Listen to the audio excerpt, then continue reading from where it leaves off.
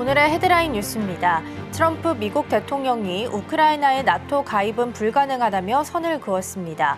트럼프 대통령은 우크라이나 안보 보장과 관련해 나토 가입 대신 다른 형태의 보장이 필요하다고 강조했습니다. 다만 미군 파견은 배제하면서도 미국만이 제공할 수 있는 공중 지원 가능성은 열어뒀습니다. 엔비디아가 중국 시장을 겨냥해 기존 H20 칩 성능을 능가하는 새로운 AI 칩을 개발 중입니다. B30A로 불리는 이 칩은 최신 블랙웰 아키텍처 기반의 싱글다이 설계를 적용한 것이 특징입니다. 엔비디아는 정부가 허용하는 범위 내에서 이르면 다음 달 중국 고객에게 샘플을 공급할 계획입니다. 테슬라의 전기 픽업 트럭 사이버 트럭이 출시 1년 반 만에 미국 판매량 5만 2천 대에 그치는 부진을 보였습니다. 당초 예약 주문이 100만 건을 넘겼던 것과 비교하면 시장 기대에 크게 못 미친 성적입니다. 전문가들은 독특한 디자인과 부족한 기능성, 잦은 리콜이 소비자 외면의 주된 요인이라고 분석했습니다. 한국수력원자력이 웨스팅하우스와의 합의로 북미와 유럽 주요 원전 시장 수주를 사실상 포기했다는 논란이 일고 있습니다. 체코 원전 수출을 명분으로 주요 시장을 넘겨주고 과도한 로열티까지 약속했다는 의혹이 제기됐습니다. 대통령실이 진상 파악을 지시한 가운데 국회도 여야를 막론하고 한수원을 강하게 비판하고 있습니다. 시청자 여러분 안녕하세요. 여러분의 성공 투자를 응원합니다. 출발 증시와이드 2부 시작합니다. 진행의 이가은입니다. 어제도 뉴욕 증시는 혼조세를 보였습니다. 특히나 나스닥이 1% 넘게 떨어졌고요. 엔비디아가 3%, 팔란티어가 9% 하락하면서 마감했습니다. 이제 기술주에서 비기술주로 이동이 좀 나타나는 움직임 보이고 있습니다. 이러한 배경에는 오픈 AI 샘 올트먼 CEO의 발언이 있었기 때문인데요. AI 버블론에 대해서 다시 한번 이야기를 꺼내 놓았고요. 실체가 없는 건 아니지만 주가에 너무 과도하게 반영되어 있다라고 이야기하기도 했습니다. 이동이 얼마나 유지될지가 가장 큰 포인트가 될 수 있겠고요. 뉴욕 증시에서도 기댈 만한 이슈가 나온 상황은 아니라서 오늘 우리 증시 전략들 더 꼼꼼하게 챙겨보도록 하겠습니다. 자, 그럼 이어서 오늘 저희가 준비한 코너 소개해드리도록 하겠습니다. 오늘 첫 번째 코너로는 빅애플 스탁 준비되어 있습니다. 앞서 말씀드린 것처럼 샘 올트먼 CEO가 다시 한번 AI 버블론을 꺼내 들었습니다. 특히나 이제 닷컴 버블 시기와 비슷하다라는 이야기까지 내놓고 있는데요. 자세한 내용들 잠시 후에 점검해 보도록 하겠습니다. 두 번째로는 넥스트 트레이딩 준비되어 있습니다. 어제 주도주가 특히나 조방원 쪽에서 좀 부진한 상황이 나타나다 보니까 놀자주, 엔터나 혹은 콘텐츠, 게임주들이 좀 강세를 보였었는데요. 특히나 콘텐츠는 중국에 대한 기대감까지 포함이 됐습니다. 애프터마켓에서의 움직임 잠시 후에 함께 확인해 보시죠. 자, 그럼 출발 증시와이드 2부 본격적으로 시작해 보도록 하겠습니다.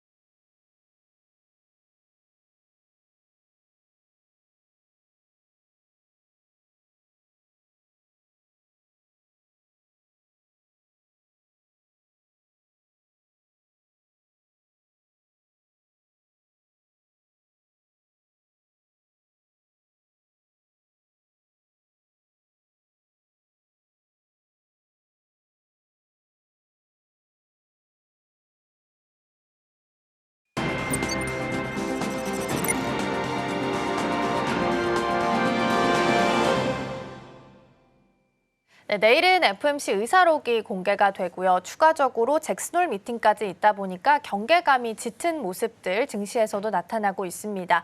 뉴욕 증시에서는 다음 리스크로 지금 현재 AI 버블론에 대해서 이야기들이 좀 나오고 있는 상황인데요. 조방원 주요 섹터 우리 국내 증시에서도 좀 부진한 상황이다 보니까 전략 챙기기가 더 까다로운 것 같습니다. 함께 이야기 나눠보면서 아이디어 얻어보겠습니다. 오늘 도움 말씀에는 서울경제TV 윤경철 본부장 자리해 주셨습니다. 본부장님 어서 오세요. 안녕하십니까. 네, 오늘도 5가지 경제 키워드 준비되어 있고요. 먼저 첫 번째 키워드부터 화면을 통해서 함께 만나보시죠. 네, 오늘의 첫 번째 키워드입니다. 인텔 구원군이고요. 미국 정부에서도 인텔 살리기에 나서는 모습입니다. 특히나 어제 보도됐던 내용들을 추가로 좀 보면요. 일본에 있는 소프트뱅크 그룹이 이제 20억 달러, 한화로 하면 2조 8천억 원 정도 투자를 하면서 인텔 주식을 취득한다라는 이야기들이 좀 나오고 있습니다. 인텔 살리기와 관련된 내용들 먼저 뉴스부터 확인해 보도록 하겠습니다. 일단 인텔에 관해서 이제 미국하고 이제 소프트뱅크가 두 부류가 이제 인텔 살리기에 나섰다고 말씀드릴 수 있는데 두 쪽이 인텔 살리기에 나선 방향은 좀 다릅니다. 각각 나섰다라고 할 수 있는데 일본 소프트뱅크는 이제 미국 기업 인텔 지분을 대규모로 인수하기로 했습니다. 뉴욕타임즈 보도에 따르면 소프트뱅크는 약 20억 달러, 우리나라 돈으로 2조 8천억 정도를 투자해서 인텔 보통주 계약을 체결했고요. 매입가는 약 23달러죠. 약 3만 1,094원 정도 수준이라고 할 수 있는데 이거는 이제 ARM하고의 시너지 때문에 이제 했다라고 말씀드리고 싶고 이번 투자는 이제 인텔 경영난 속에서 이루어졌고요. 절대 강자였던 어쨌든 인텔이 이제 TSMC라든가 삼성전자에 이제 밀리면서 이제 포지션이 약간 애매해졌어요. 그러면서 경쟁력이 많이 약해졌고 사실상 지금은 어쨌든 자신들에게 포지션이 거의 없다라고 할 수 있을 것 같아서 이 부분에 대해서 어쨌든 이 부분이 누군가 구원군이 나타나지 않으면 사실상 존재가 거의 없다라고 할 수 있기 때문에 어쨌든 이렇게 해서 어쨌든 민영화 쪽에서는 도움을 좀 받게 됐고요. TSMC가 도움을 준다고 하는데 사실상 지금 거의 도움이 없다라고 할 수 있어서 어쨌든 많은 돈이 들어가야 되는 상황에서 소프트뱅크가 돈을 투자하겠다라고 할 수 있고요. 그리고 이제 그 행정부가 이번에 한 10% 정도 취득 방안에 대해서 거의 이제 도움을 주겠다라고 했습니다. 이건 사실상 투자라기보다는 국영화 과정으로 할 수 있을 것 같습니다. 이거는 리쇼링 정책이라고 할 수 있을 것 같은데요. 전문가들은 이런 것들은 이제 국영화 과정이라고 얘기를 하는데 이번 지분 확정을 통해서 반도체라든가 AI 투자라든가 이런 부분에 어쨌든 영향력을 강화하려는 게 아닌가라는 생각이 좀 듭니다. 그래서 정부 개입은 어쨌든 안보 차원이라든가 자국의 핵심 산업을 지키려고 하는 건데 이 리쇼링 정책은 뭐 일부에서는 내년에 있을 어떤 중간 선거라는 이런 부분도 좀 있지만 자국의 어쨌든 이 제조업 산업을 좀 강화해야 되겠다라는 생각이 좀 있는 것 같아요. 장기적으로 보면 이 제조업을 강화해야 어쨌든 국방 산업이라든가 이런 게 좀 강화되는데 리쇼링 산업을 그동안 외면하고 어쨌든 제3의 산업의 금융이라든가 뭐 AI 산업 이런 걸 너무 하다 보니까 국방 산업이 강화가 안 됐던 것 같아요. 그래서 이게 어쨌든 중국에 밀리고 있다라고 생각이 좀 들다 보니까 이 부분을 강화하겠다라는 생각을 좀 하고 있는 것 같습니다. 그래서 이런 부분을 좀 강화하는 차원이 아닌가라는 생각이 들고요. 이런 부분들 강화 차원에서 아마 이런 것들이 결정을 좀 내린 것 같은 그런 생각이 좀 듭니다. 네. 네, 그리고 미국 행정부에서도 인텔을 살리기 위해서 여러 방면에서 좀 나서고 있는 상황인데요. 애초에는 미국 행정부에서 인텔의 지분 확보를 검토하고 있다라는 소식이 들리면서 인텔이 좀 강세를 보였었는데 알고 보니까 추가 지원을 하는 형태는 아니고요. 기존에 이제 인텔에게 할당이 됐었던 칩스법 보조금 한 109억 달러 수준이 있는데 요걸 활용해서 지분을 인수하는 방안을 검토하고 있는 것으로 확인이 좀 되고 있습니다. 그런데 이제 109억 달러를 사용해서 지분을 취득하게 되면 어찌됐든 인텔의 지분을 최대 10% 정도 확보할 수 있을 것으로 보이고 그렇게 되면 이제 인텔 최대 주주로 나설 수 있는 거 아니냐라는 이야기도 좀 나오고 있습니다. 자, 그러면 미국 정부가 이렇게 민간 기업들의 지분을 인수하는 것을 두고 어떤 효과가 있다라고 좀 판단을 할 수 있을까요? 일단은 국가가 직접 개입한다는 약간 워런티해주는 효과가 좀 있을 것 같아요. 이제 망하지 않는다. 라는 의미를 좀 하는 것 같습니다. 그래서 국가가 직접 개입한다는 그런 모습이 있기 때문에 정부와 민간이 동시에 인텔을 지원하는 모습이 있기 때문에 미국의 반도체 산업을 전략적으로 육성하겠다라는 의지를 다시 한 번 더 보여주는 것 같습니다. 지난번 얘기했던 칩스법 같은 경우에는 그냥 돈으로 지원하겠다라는 의미가 좀 강한 반면에 특히 이제 반도체 공급망을 재편하는 상황에서 일본의 어떤 소프트뱅크가 가세하는 모습을 보면서 미일이 어쨌든 협력하는 약간 이런 모습을 보여주는 강한 구도이기 때문에 좀 좋은 모습이 아닌가라는 생각이 좀 들고요. 정치적으로는 국가가 기업의 지분에 직접 참여하면서 안보 자산으로서 우리가 반도체 위상이 좀 높아진 게 아닌가라는 생각도 나오고 있습니다. 그래서 이런 부분도 상당히 좋을 것 같고요. 물론 이제 정치 논쟁도 촉발하고 있습니다. 자유시장 원칙에 맞느냐라는 이야기도 계속 나오고 있습니다. 그래서 정권이 바뀌면 또 이 부분이 또 바뀔 수 있지 않을까라는 불안감도 있지만 어쨌거나 이 부분이 어쨌든 경제적 파급 효과도 상당히 클 것 같은 생각이 듭니다. 그래서 기업의 안정성 효과 좀 있을 것 같고요. 산업 생태계에도 확대가 좀 될 것 같고 시장의 경쟁 구도도 상당히 많이 바뀔 것 같아서 어쨌거나 인텔에 있는 많은 고용에 대한 안정성도 있을 것 같아서 상당히 많은 효과가 있지 않을까라는 생각이 듭니다. 네. 네, 사실상 이를 두고서 TSMC를 겨냥한 거 아니냐라는 이야기들이 좀 나오고 있는 상황입니다. 그리고 만약에 인텔의 지분을 이런 식으로 미국 국가가 가지고 가게 된다면 국가 사업들을 인텔에게 몰아주게 할 수 있는 형태로 나타날 수 있기 때문에 삼성전자랑 TSMC 또한 지금 현재 악재로 받아들이고 있지 않나 싶습니다. 일단 인텔과 관련된 첫 번째 키워드 함께 살펴봤고요. 두 번째 키워드 함께 만나보겠습니다. 네, 두 번째 키워드입니다. 위고비 간 치료제이고요. FDA가 이제 노보노디스크가 가지고 있는 위고비를 메쉬 치료제로 사용할 수 있게끔 승인을 내줬습니다. 원래 위고비 하면 이제 당뇨나 다이어트, 비만 관련한 치료제로 좀 잘 알려져 있었는데 이번에 이제 메쉬 치료제까지 승인이 난 건데요. 관련된 내용부터 먼저 확인을 좀 해보도록 하겠습니다. 맞습니다. 이 부분에 대해서 최근 발표에서 노보노디스크 위고비를 메쉬 치료제로 이제 승인했다라고 얘기를 하고 있습니다. 이제 요게 이제 원래는 위고비가 원래 이제 말씀하셨던 대로 제2형 당뇨 치료제로 개발을 했다가 이제 인슐린을 이제 어쨌든 촉진하고 위 배출을 늦추고 혈당을 낮추는 걸로 이제 나오면서 이게 이제 현재 쓰임새는 어쨌든 비만 치료제로 많이 쓰이고 있으면서 원래 효과에서 비만 치료제로 많이 쓰이고 있고 세미글루타이드가 이제 식욕 억제제 효과가 크다고 해서 임상에서 확인이 되면서 이제 이별로 바탕으로 위고비라는 이름으로 비만, 체중 감량 치료제로 FDA에서 이제 2021년에 비만 치료제로 이제 승인을 받았습니다. 그러면서 지금은 세계에서 가장 많이 팔리는 다이어트 주사제 중에 하나입니다. 그래서 이런 부분에서 이제 효과가 많다라고 하는데 최근에 이제 이 부분에서 FDA에서 메시조 이제 대사 이상성 지방 간염 치료제로 승인을 받았다라고 말씀드리고 싶고요. 최근에 이제 간암으로 진행될 수 있는 이 대사 질환인지요. 이 경구제 레디티프라라고 이제 있는데 이게 이제 독점해 왔는데 이 시장에 이제 어쨌든 변화가 좀 있을 것 같습니다. 그래서 하지만 이 승인으로 이제 이 부분에 새로운 옵션을 갖게 됐고 노보노디스크가 시장에서 입지를 이렇게 넓히게 됐다라고 말씀드리고 싶습니다. 그래서 전문가들은 이번 조치가 어쨌든 치료제의 경쟁 구도가 좀 있지 않을까라고 이제 내다보고 있고요. 위고비는 이미 이제 세계적으로 비만 치료제에서 큰 시장을 갖고 있었는데 이번 승인으로 어쨌든 비만 당뇨를 아우르는 종합 어쨌든 대사 질환 치료제로서 자리 잡지 않을까라는 생각이 듭니다. 그래서 이게 약간 변화가 좀 있지 않을까라는 생각이 듭니다. 네. 네, 위고비 관련한 내용들 먼저 좀 살펴보고 있습니다. 기존에 이제 당뇨랑 비만 치료제로 좀 잘 알려져 있었다가 이번에는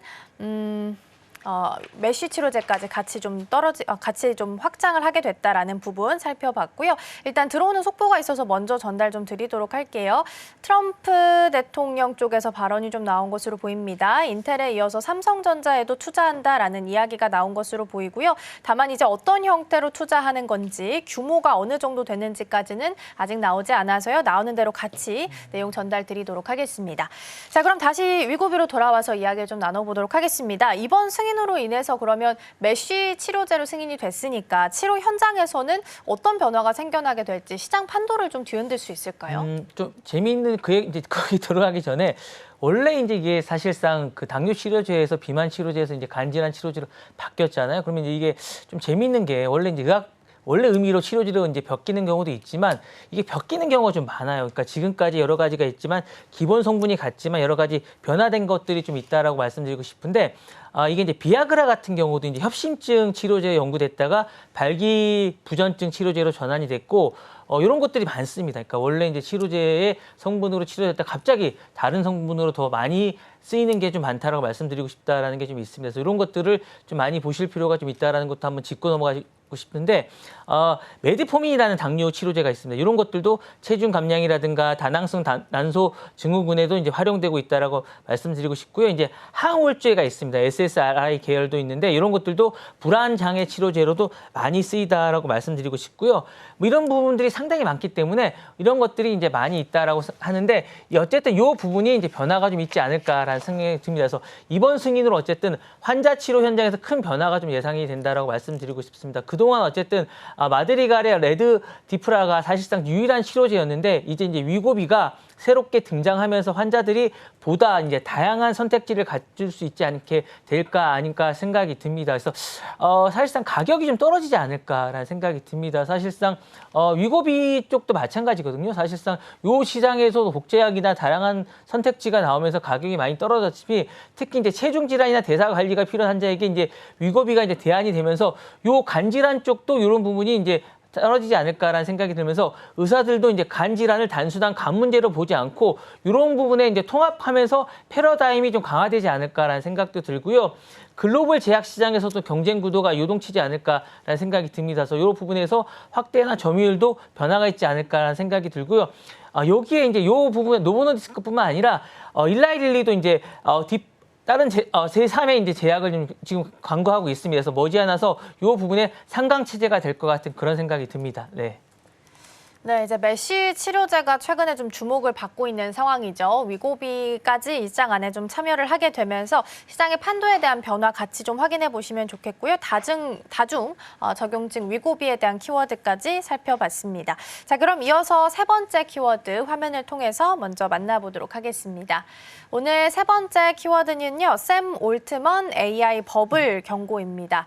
앞서 이제 오프닝에서 살짝 언급 드린 것처럼 샘 올트먼 CEO가 AI 버블론에 대해서 다시 꺼내 들었습니다. 실체가 없는 건 아니지만 그렇다고 해서 주가가 너무 상당 부분 관여가 이미 반영이 좀 되어 있다라는 부분에 대해서 문제를 좀 제기한 것으로 보이는데요. 일단 버블이라는 표현을 3차례 정도 언급한 것으로 보입니다. 일단 내용부터 함께 좀 살펴보도록 하겠습니다. 맞습니다. 이제 샘 올드먼 기자가 이제 CNBC 인터뷰에서 이제 여러 가지 이야기를 상당히 많이 했는데 이 버블 이야기는 사실 국내에 많이 이야기 나오진 않았습니다. 그래서 기자들하고 만난 자리에서 단 15초 동안 3차례나 버블이라는 단어를 반복해서 사용했습니다. 이제 그만큼 인공지능 산업에서 기업 가치가 지나치게 높게 평가되어 있는 게 아닌가라고 이제 경고를 담은 것인데요. 최근 일부 스타트업이 뚜렷한 성과도 없이 이제 수억 달러를 유치하고 있고 뭐 기업만 세우면 AI라는 단어만 들어가도 수억 달러를 받을 수 있다는 얘기를 이제 비꼬아서 이야기한 게 아닌가라는 생각이 듭니다. 그래서 시장의 투자 열기가 이제 위험 수위에 달했다는 지적이 나오고 있습니다. 그래서 이 부분에 대해서 어쨌든 이야기를 하고 있는 것인데요. 물론 이제 올드만의 발언이 단순한 비관적인 메시지만 있는 건 아닙니다. 이제 그는 동시에 AI가 오랫동안 가장 중요한 혁신이라고 얘기하고 앞으로 먹거리도 AI에서 찾아야 된다고 이야기하고 있습니다. 그래서 장기적으로 인공지능이 사회와 경제에 미칠 파급력이 여전히 크다고 이제 생각하고 있고 자신도 AI에 투자를 하겠다고 이야기하고 있습니다. 결국 이제 올드만의 메시지 이런 것 같아요. 단기적으로는 일부 거품과 조정이 불가피하지만 장기적으로 물론 AI가 인터넷 이후 최대의 기술 혁신으로 자리 잡을 것이라고 이야기하고 있습니다. 결국 이제 이렇게 이야기하고 있고요. 이 부분에 대해서는 냉정한 판단이 있어야 된다라고 이야기하는 거죠. 그래서 대중들이 이 부분에 신뢰를 주려고 하는 게 아닌가라는 얘기를 하고 있고요. 어쨌든 닷컴이 어쨌든 버블이 있었지만 어쨌든 인터넷 결국에 많은 것들을 바꾼 것처럼 인공지능 역시 어쨌든 일시적 거품을 넘어서 어쨌든 진통을 겪게 되겠지만 거대한 변화를 이끌 어쨌든 큰 무기가 아닐까라는 이야기를 하는 게 아닌가라는 생각이 듭니다. 네. 네, AI 버블론에 대한 이야기들 계속 나오고 있는 상황이다라는 부분 살펴보고 있고요. 추가적으로 들어온 뉴스 조금 더 보도록 할게요. 미국 이제 로이터 통신 쪽에서 나온 뉴스 보면요, 러트닉 상무장관이 반도체 칩스법 보조금을 받는 제조사들에 대해서 지분 참여 방안을 검토하고 있다라는 이야기 나오고 있고요. 이곳에서 이제 이야기 나온 게 인텔에 이어서 마이크론이랑 삼성전자 등 지분 확보를 추진할 수 있다라는 이야기까지 추가적으로 좀 나오고 있습니다. 아직 칩스법 지원금에 있어서 상당 부분이 좀 지원되지 않은 상태다 보니까 메모리 반도체 업체 마이크론이 인텔 다음으로 가장 큰 수혜를 받을 것으로 현재 예상을 좀 하고 있는 상황입니다. 일단 TSMC는 이에 대해서 논평을 좀 거부한 상태고요. 마이크론이랑 삼성전자, 백악관은 취재 요청에 응하지 않았다라는 부분까지 함께 챙겨드리도록 하겠습니다. 다시 이제 알트먼 CEO 이야기로 좀 돌아와서 장기적인 가치를 본다면 분명히 긍정적일 것 같다라고 이야기를 했습니다. 그럼 지금 내놓은 입장과는 사실 좀 모순적인 것 같다라는 생각도 들어서요. 이건 어떻게 판단을 좀 해야 맞습니다. 될까요? 이제 약간 모순이죠. 왜냐하면 버블이 있는데 자신은 투자를 하겠다는 게 모순인 거니까 지금은 약간 버블이 있지만 장기적으로는 먹거리라고 이제 이야기를 하는 것 같고요. 여러 가지 좀 이유가 있는 것 같으니까 공격적으로 투자를 늘리는 이유는 이런 것 같습니다. 그러니까 첫째, 인공지능은 막대한 데이터와 연산 자원이 필요하기 때문에 글로벌 데이터나 이런 선점이 곧 시장을 지배력을 한다는 거고, 이 발언 단기적으로 이런 것 같아요. 인공지능이 거품 형성하고 있고 경고를 하면서도 장기적으로는 여전히 산업 성장에 확신을 하고 있다라고 이제 얘기를 하고 있습니다. 올드먼 이런 것 같아요. 일부 기업과 투자자들이 손실을 보더라도 인터넷이 버블 이후에 인터넷 거대한 산업으로 발전한 것과 마찬가지로 인공지능도 이런 길을 걸을 것이다라고 얘기를 하고 있습니다. 그래서 이 부분에 대해서 어쨌든 투자를 해야 된다라고 이야기를 하고 있고, 아까 말씀드렸다시피 여러 가지 이유를 들어서 이제 이런 부분에 대해서 이제 분명히 공격적인 틀린 이유를 얘기하고 있습니다. 그래서 여러 가지 이유인데 첫 번째 이유는 아까 말씀드렸다시피 이런 것이고 두 번째 이유는 AI 학습의 규모가 커질수록 성능이 비약적으로 이제 발전한 특성이 있어서 투자를 늦추면 경쟁사들에게 뒤처질 위험이 있다라고 이야기를 하고 있습니다. 그래서 이런 부분이 있고요. 마지막으로는 의류나 금융이나 거품부이나 이런 부분에서 AI가 창출할 가치가 너무나 크기 때문에 단기적인 거품보다는 장기적인 파급 효과가 크다고 이제 이야기를 하고 있습니다. 그래서 결국 올드만의 메시지는 버블이 있지만 기술은 진짜라는 거죠. 기술은 진짜이기 때문에 그 거품을 인정하면서도 과감한 투자를 확대함으로써 인공지능 인프라의 경쟁 위에서 우위를 확보하면서 장기적인 혁신을 과시를 선점하는 전략을 분명히 해야 된다라고 이제 이야기를 하고 있습니다. 그래서 요 이제 올드만의 현재 상황을 이제 90년대 닷컴과 비교를 계속하면서도 수많은 기업들이 몰락을 했지만 어쨌든 그 중에서 살아남은 기업들이 지금이 어쨌든 혁신을 이끄는 것과 마찬가지로 아마존과 구글이 그때 당시에 있었지만 지금 살아남았지 않습니까? 그런 것처럼 오늘날의 최강자가 된 것과 마찬가지로 지금의 버블의 AI 기업들도 많은 기업들이 있지만 살아남는 기업들이 있을 것이고 그 기업들이 혁신을 이끌어서 미래를 이끌 것이라고 얘기하고 있습니다. 그래서 AI 기업들도 그거와 마찬가지의 길을 걸을 것이라고 이제 이야기를 하고 있습니다. 네. 네, 일단 샘 올트먼의 발언으로 어제 기술주들에서 급락하는 종목들이 좀 많이 보였습니다. 엔비디아가 3%, 팔란티어가 9%대 하락률을 기록을 했습니다. AI 스타트업들이 과도한 가치를 인정받고 있다라는 부분에서 언급을 좀 줬고요. 특히나 닷컴 버블 시기와 좀 비교를 하면서 AI 버블론이 다시 한번 부각되고 있다라는 부분 살펴보셔야 될 것 같습니다. 자, 올트먼 CEO 관련된 키워드 살펴봤고요. 다음 네 번째 키워드 화면을 통해서 함께 만나보시죠. 네, 다음 키워드입니다. 스타링크 통신 두절입니다. 머스크가 이끌고 있는 스타링크가 이번 주 월요일에 짧은 네트워크 장애를 겪었다고 합니다. 다만 이게 최근에 2주 사이에 벌어졌었던 두 번째 장애 사례이기 때문에 좀 문제가 되고 있다고 하는데요. 어떤 내용들 먼저 확인을 좀 해볼까요? 제가 보기엔 이게 이제 통신 위성이 좀 적은 것 같아요. 계속 많이 쏘아 올려야 되는데 지금의 어떤 수요를 감당을 못하고 있는 것 같습니다. 거의 독점을 하고 있기 때문에 그런 것 같은데 이런 것 같습니다. 스페이스X의 이제 위성 인터넷 X 스타링크가 지난달에도 사실은 계속 이 장애를 계속 겪고 있어요. 이번 주만 그런 게 아니라 계속 장애를 겪고 있고 이게 사실상 보도가 안 됐다 보니 계속 그러고 있는데 CNBC 보도에 따르면 기술 문제 집계라는 다운디렉트라는 사이트가 있습니다. 그래서 수천 건의 서비스 중단 신호가 계속 접수가 됐고 있고 이거는 이번 주만 사실은 두 번째 장애고요. 지난달과 계속 장애가 있습니다. 그래서 이번 사회에서 즉각적인 대답을 안 내놓고 있다고 하는데 아마 이제 이 부분에 대해서 아마 이 엔지니어 부분에 좀 문제가 있는 게 아닌가라는 생각이 있고 이 같은 연이은 장애에 대해서 어쨌든 내부적으로는 약간 내부 소프트웨어 서비스 고장 때문이라고 이제 추측을 하고 있습니다. 그래서 이 부분에 대해서 어쨌든 안정성에 대한 우려가 좀 계속 나오고 있다라고 말씀드리고 싶고 현재 이제 149개 이상에서 이 부분을 쓰고 우리나라는 안 쓰고 있지만 많은 나라에서 쓰고 있습니다. 특히 이제 동남아라든가 이런 부분에서는 엄청나게 많이 쓰고 있고 오지에서 특히 많이 쓰고 있는데요. 600만 명 이상의 사용자가 제공되고 있고 7,000개 이상의 위성이 운영하고 있습니다. 그래서 이건 독보적이라고 할 수 있는데 단기간에 많은 나라들이 쓰고 있다 보니까 장애가 계속하고 있고 신뢰가 되고 있지 않나라는 그러니까 신뢰에 대한 부담이 되고 있다는 지적이 나오고 있는데 이 부분은 상당히 어쨌든 문제가 되고 있다라고 생각하고 있는데 이게 어쨌든 전통적인 통신망과 달리 위성 인터넷은 수천 개의 위성과 어쨌든 사용사 단말기가 이제 복잡한 구조를 갖고 있기 때문에 이게 어쨌든 소프트웨어가 한번 이렇게 딱 이렇게 문제가 생기면 광범위한 장애가 된다는 게 어쨌든 단점입니다. 그래서 이 부분은 어쨌든 성장통으로 이제 해석을 해야 되는데 이게 어쨌든 문제가 되면 어쨌든 대책이 없습니다. 그리고 미국 내에서도 이게 법이었기 때문에 향후에도 계속 논란이 되지 않을까라는 생각이 됩니다. 네. 네, 일단은 서비스 장애가 계속해서 일어나고 있고 그 간격이 굉장히 짧다라는 부분에 있어서 문제가 좀 되고 있는 것 같은데요. 그러면 사실 스페이스X는 서비스 안정성을 높이기 위해서 노력을 좀 해줘야 될 것 같은데 어떤 부분들을 살펴볼 수 있을까요? 이게 지금 문제가 그 환경단체나 이 규제가 지금 올리지 말라고 하고 위성을 많이 쏴야 되거든요. 근데 문제가 뭐냐면 미국 내에서 지금 이 최근의 법이 못 쏘게 하고 있어요. 이게 더 문제라고 하는데 일단은 스페이스X가 해야 될 선택은 이겁니다. 위성을 더 많이 쏴서 빈틈을 줄여야 된다는 걸 말씀드리고 싶고 지상기술국도 많이 올려야 되고 이런 부분을 안정화시켜야 된다라고 말씀드리고 싶은데 이게 남의 나라 얘기라 지금 너무 쉽게 얘기하고 있는데 어쨌든 이런 부분을 해야 됩니다. 그리고 장애미를 미리 감지하는 시스템도 해야 되고 각국의 협력과 이제 주파수를 챙겨야 되는데 최근에 바뀐 트럼프 정부에서 바뀐 법은 뭐냐면 이 부분을 대해서 어쨌든 못하게 하는 법이 통과됐다라는 게 이제 문제라고 말씀드리고 있습니다. 리스크가 계속 존재한다는 거죠. 그래서 이 부분이 어쨌든 문제가 계속 존재할 수밖에 없고 이걸 안고 간다는 게 이제 문제라는 거죠. 서비스 안정이 계속 문제가 되고 있다라고 말씀드리고 싶고요.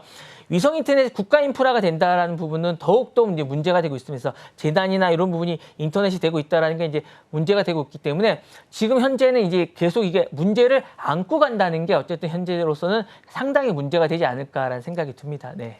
네, 스타링크의 필수 인프라가 계속해서 부각이 좀 되고 있는 반면 반복적인 장애도 나타나고 있다라는 부분에 대해서 살펴봤습니다. 자, 네 번째 키워드 마무리하고요. 다섯 번째 키워드 함께 살펴보시죠. 네, 다음 키워드입니다. 부정선거 보도했다 9천억 배상입니다.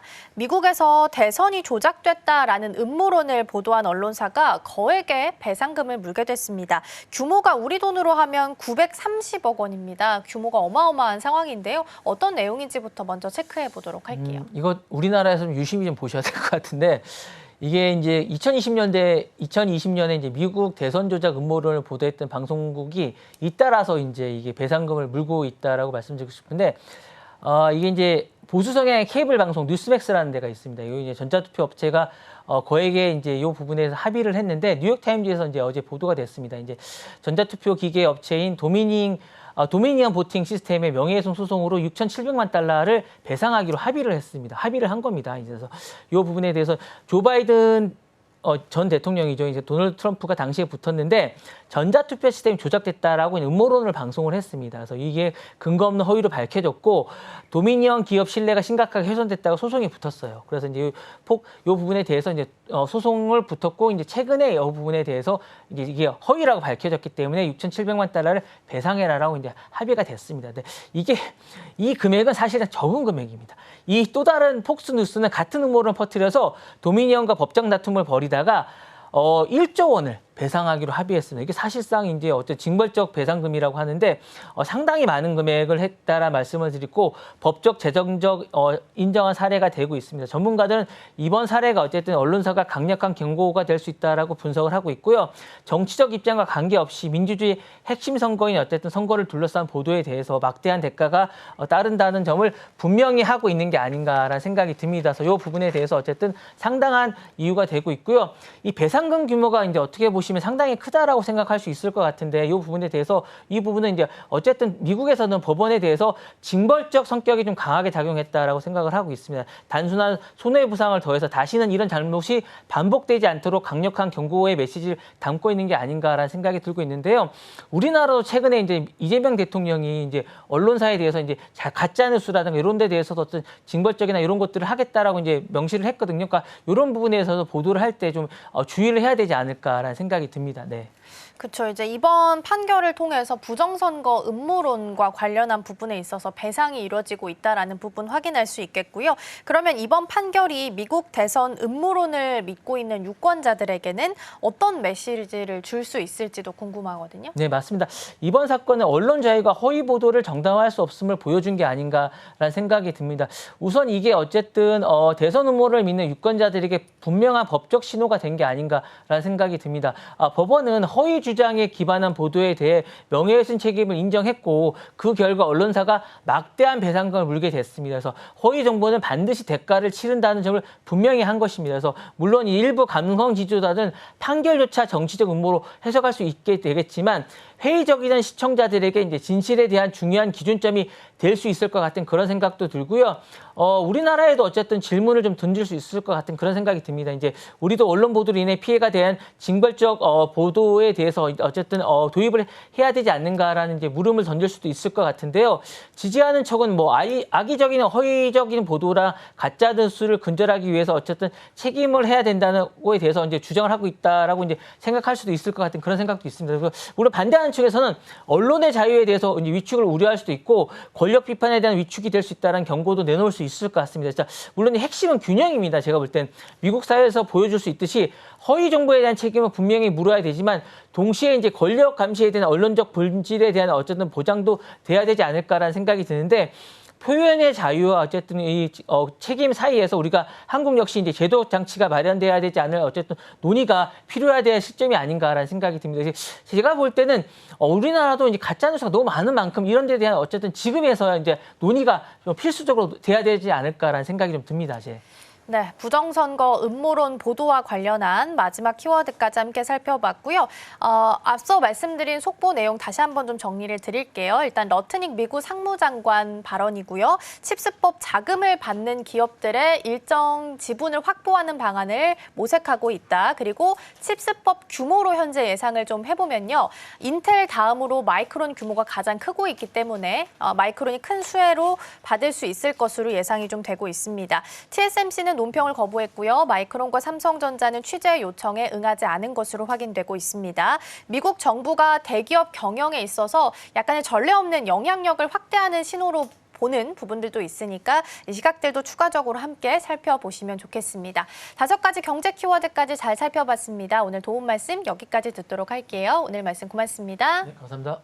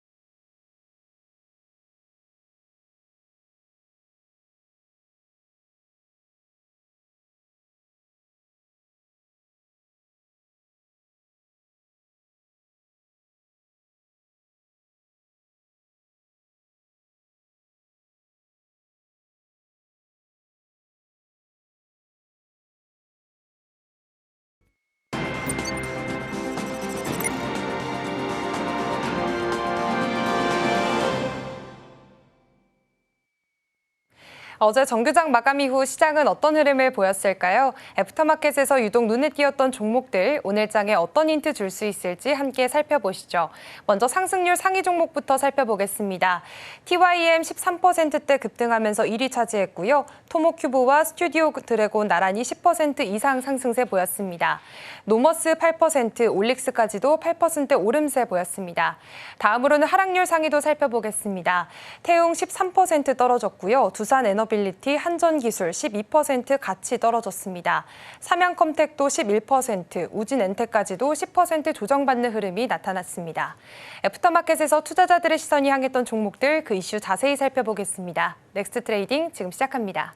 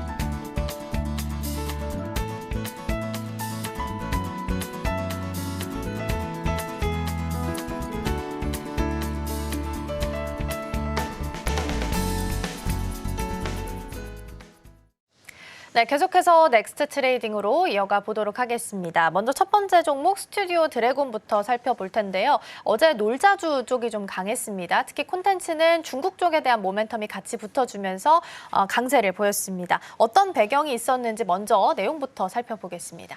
네, 핵심은 중국의 규제 완화 기대감 때문이었습니다. 최근 블룸버그 보도에 따르면 중국 방송에 관리하는 광전 총국이 최근 회의를 열었는데요. 이 자리에서 해외 드라마 수입 제한, 즉 쿼터 규제를 완화하는 방안을 논의했다는 겁니다. 드라마 편수 제한이나 사극 방영 시간 규제도 함께 거론이 됐습니다. 아직 공식 발표는 없지만 시장에서는 혹시 한한령이 풀리는 것 아니냐는 기대가 커진 건데요. 한한령은 중국이 2016년 사드 배치 이후 사실상 한국의 드라마와 영화, 음악을 막아온 조치를 말합니다. 그러다 보니 한국 콘텐츠가 정식으로 수출되지 못하고 음지에서만 소비돼 왔는데요. 스튜디오 드래곤은 대표적인 드라마 제작사여서 만약 중국 시장이 열리면 가장 큰 수혜를 볼 거란 기대가 반영이 된 거고요. 실제로 장중에는 5만 원 선까지 오르면서 투자자들의 매수세가 몰렸고 CJ ENM이나 사마 네트워크스 같은 다른 콘텐츠주들도 동반 상승을 했습니다. 네, 근데 사실 아직 확정이 된 건 아니고 논의를 하겠다라는 부분인데도 불구하고 주가 반응이 굉장히 크게 나타났습니다. 이러한 배경은 어디서 찾아볼 수 있을까요? 네, 말씀하신 대로 공식적으로 규제가 풀린 건 아닙니다. 그럼에도 투자자들이 민감하게 반응을 했던 건 중국 시장의 영향력이 워낙 크기 때문인데요. 중국은 세계 최대 규모의 드라마와 예능 시장 중 하나인데 9년 가까이 막혀있던 길이 조금이라도 열린다면 한국 제작사 입장에서는 엄청난 기회가 되는 겁니다. 특히 이번 논의에서 나온 게 해외 드라마 쿼터 완화입니다. 이게 완화된다면 한국 드라마가 공식적으로 수출될 수 있고 리메이크 판권이나 합작 제작 같은 기회도 더 넓어집니다. 또 중국 정부가 숏폼 드라마 확대를 장려한다는 점도 눈길을 끌었는데요. 요즘 중국에서 2, 3분짜리 짧은 드라마가 폭발적으로 인기를 끌고 있습니다. 이런 시장에 한국 콘텐츠가 진출할 가능성도 있다는 기대가 반영된 거고요. 결국 스튜디오 드래곤은 글로벌 OTT 협력 경험이 많고 해외 유통망도 잘 갖춰져 있기 때문에 투자자들이 가장 먼저 떠올린 수혜주가 됐습니다. 네, 중국의 규제 완화에 대한 기대감이 올라가면서 콘텐츠주들이 특히나 강세를 좀 보였고요. 어제는 주도주가 조금 힘이 약했기 때문에 특히 시세가 좀 이쪽으로 돌아갔습니다. 스튜디오 드래곤은 지금 1.7% 추가적인 상승 이어갈 것으로 프리마켓에서는 나타나고 있습니다. 자, 다음 종목 펄어비스로 넘어가서 이야기 나눠보겠습니다. 얼마 전에는 붉은 사막 지연 소식 전하면서 급락했다라는 부분에 대해서 좀 살펴봤었는데 오늘은 상승한 쪽에서 확인이 되고 있습니다. 상승 배경부터 먼저 살펴볼까요? 네, 이번 상승은 세계 최대 게임 전시회인 게임스컴 개막 소식과 맞물려 있습니다. 게임스컴은 현지 시간 20일부터 24일까지 독일 쾰른에서 열리는데요. 도쿄 게임쇼와 함께 글로벌 양대 게임 박람회로 꼽히고 있습니다. 매년 전 세계 수십만 명의 게이머와 업계 관계자들이 몰려드는 만큼 이 자리에서 어떤 신작을 공개하느냐가 시장의 관심을 끌고 있습니다. 펄어비스는 이번에 내년 1분기 출시 예정인 대작 붉은 사막을 선보입니다. 그런데 여기에 더해서 붉은 사막이 게임스컴 어워드에서 4개 부문 후보에 올랐습니다. 최고의 비주얼, 에픽, 그리고 콘솔 부문인 소니 플레이스테이션과 마이크로소프트 엑스박스 부문까지 동시에 이름을 올리게 된 건데요. 단순히 국내 기대작이 아니라 글로벌 무대에서도 경쟁력이 있다고 평가를 받은 셈입니다. 특히 그래픽과 스토리 부문에 동시에 지명이 됐다는 건 게임성뿐만 아니라 완성도까지 인정받았다는 의미이기 때문에 투자자들 사이에서는 긍정적으로 받아들여졌습니다. 네, 근데 펄어비스는 아쉬운 부분이 지난번에 살펴봤던 펄어비스 붉은 사막에 대한 지연 내용이 좀 아쉽긴 합니다. 그래서 앞으로 2가지 정도를 좀 주목해 볼 부분이 있을 것 같아요. 시장에서 가장 눈여겨보고 있는 포인트들은 어디가 있을까요? 네, 시장은 2가지에 주목을 하고 있습니다. 우선 실제 수상 여부고요. 또 하나는 출시 일정 관리입니다.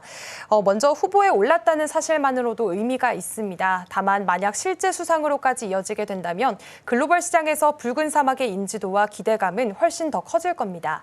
특히나 비주얼과 에픽 부문은 게임을 평가할 때 상징성이 큰 만큼 이 수상 여부가 투자 심리에 직접적인 영향을 줄 가능성이 높습니다. 하지만 이것보다 더 중요한 건 출시 일정 관리일 텐데요. 붉은 사막은 개발이 시작된 2018년 이후 지금까지 여러 차례 출시가 연기됐습니다. 최근에도 원래 올해 말 예정이었던 출시가 내년 1분기로 다시 미뤄진 건데요. 이 때문에 일부 증권사에서는 목표 주가를 낮추기도 했습니다. 결국 투자자들이 계속해서 지켜보는 건 펄어비스가 이번에는 정말 제때 게임을 내놓을 수 있느냐는 겁니다. 이번 주가 반등은 기대감이 살아난 흐름이었지만 기대감이 실제 성과로까지 이어지게 되려면 내년 초 출시 약속을 지키고 완성도 높은 결과물을 보여주는 게 가장 중요해 보입니다. 그렇죠. 일단 약속했던 그 시기를 어겼다는 것 자체가 투자자들과의 신뢰나 약속의 훼손이 좀 나타난 거기 때문에 아쉬운 부분일 수는 있겠습니다. 게임스컴은 20일에서 24일 독일에서 열립니다. 이 이벤트에 맞춰서 게임주들의 시세 같이 좀 체크해 보시면 좋겠고요. 다만 이제 오늘은 한 1% 프리마켓에서는 빠지고 있는 부분도 함께 확인되고 있습니다. 자, 다음으로는 삼성 E&A로 넘어가 보겠습니다. 주가가 2% 넘게 오름세를 시연을 했는데요. 상승 배경부터 먼저 확인해 주시죠. 네, 이번 상승 배경은 하반기 수주에 대한 기대감입니다. 최근 증권가에서는 국내 주택 건설사보다는 해외 프로젝트 중심의 건설주에 주목하라는 의견이 나오고 있습니다. 특히 삼성 E&A가 터픽으로 꼽히고 있는데요. 신영증권은 삼성 E&A가 해외 현장이 대부분이기 때문에 안전 문제나 원가 부담에서 상대적으로 자유롭다면서 하반기 중동 지역에서 다양한 발주가 기대된다고 밝혔습니다. 상반기 신규 수주가 부진했던 만큼 하반기에는 수주와 실적이 동시에 회복될 가능성이 크다는 분석이고요. 여기에 삼성전자 평택 반도체 공장 공사 재개 소식도 호재로 작용을 했습니다. 삼성 E&A는 평택 4공장의 서포트동, 즉 반도체 생산에 필요한 수처리 시설 등을 담당했는데요. 총 규모가 9천억 원에 달합니다. 여기에 5공장, 미국 테일러 2공장, 그리고 삼성 바이오로직스 6공장 수주 가능성까지 거론이 되면서 투자 심리가 한층 살아나게 됐습니다. 근데 이제 건설 경기, 그러니까 매크로 환경을 좀 봤을 때는 아직 우호적으로 막 만들어지고 있는 건 아닌 것 같거든요. 그럼에도 불구하고 삼성 E&A가 특히 주목을 받았던 이유는 어디서 찾아볼 수 있을까요? 네, 아무래도 핵심은 안정적인 계열사의 물량과 해외 프로젝트 때문이 아닐까 싶습니다. 삼성 E&A는 주택 사업 비중이 거의 없습니다. 대신 삼성전자와 삼성 바이오로직스 등 그룹 계열사 발주가 매출의 큰 축을 차지하고 있는데요. 덕분에 건설 경기가 전반적으로 침체해 도 비교적 안정적인 실적을 유지할 수 있습니다. 게다가 해외 플랜트 시장에서도 성과를 내고 있습니다. 최근에는 인도네시아 친환경 LNG 플랜트 기본 설계를 따냈는데요. 여기에는 CCS, 즉 탄소 포집 저장 공정까지 함께 포함되어 있습니다. LNG와 CCS 모두 앞으로 성장성이 큰 분야라서 삼성 E&A의 글로벌 입지를 강화할 수 있는 계기로 평가가 되고 있습니다. 이에 따라서 증권가에서도 긍정적인 전망을 잇따라 내놓고 있는데요. 하나증권은 평택 반도체 공사와 미국 투자 물량이 반영이 된다면 비화공 수주가 다시 늘어날 것이라면서 이 목표 주가를 39,000원으로 올렸고요. 한국투자증권도 이번 LNG 플랜트 수주를 계기로 해서 밸류에이션이 재평가될 거라며 목표 주가를 4만 원까지 상향을 했습니다. 결국 이번에 주가 상승은 하반기부터 본격적으로 수주 모멘텀이 회복될 수 있다는 기대감이 반영된 결과라고 보시면 되겠습니다. 네, 건설 업종이 전반적으로 좋아진 건 아니지만 그래도 삼성 E&A 같은 경우에는 삼성그룹 계열사 안에서 따오는 매출 비중, 발주가 좀 큰 폭을 차지하고 있기 때문에 그래도 안심하고 볼 수 있겠다라는 측면에서 바라보시면 되겠습니다. 다만 오늘은 2.4% 정도 프리마켓에서 빠지고 있는 움직임도 나타나고 있습니다.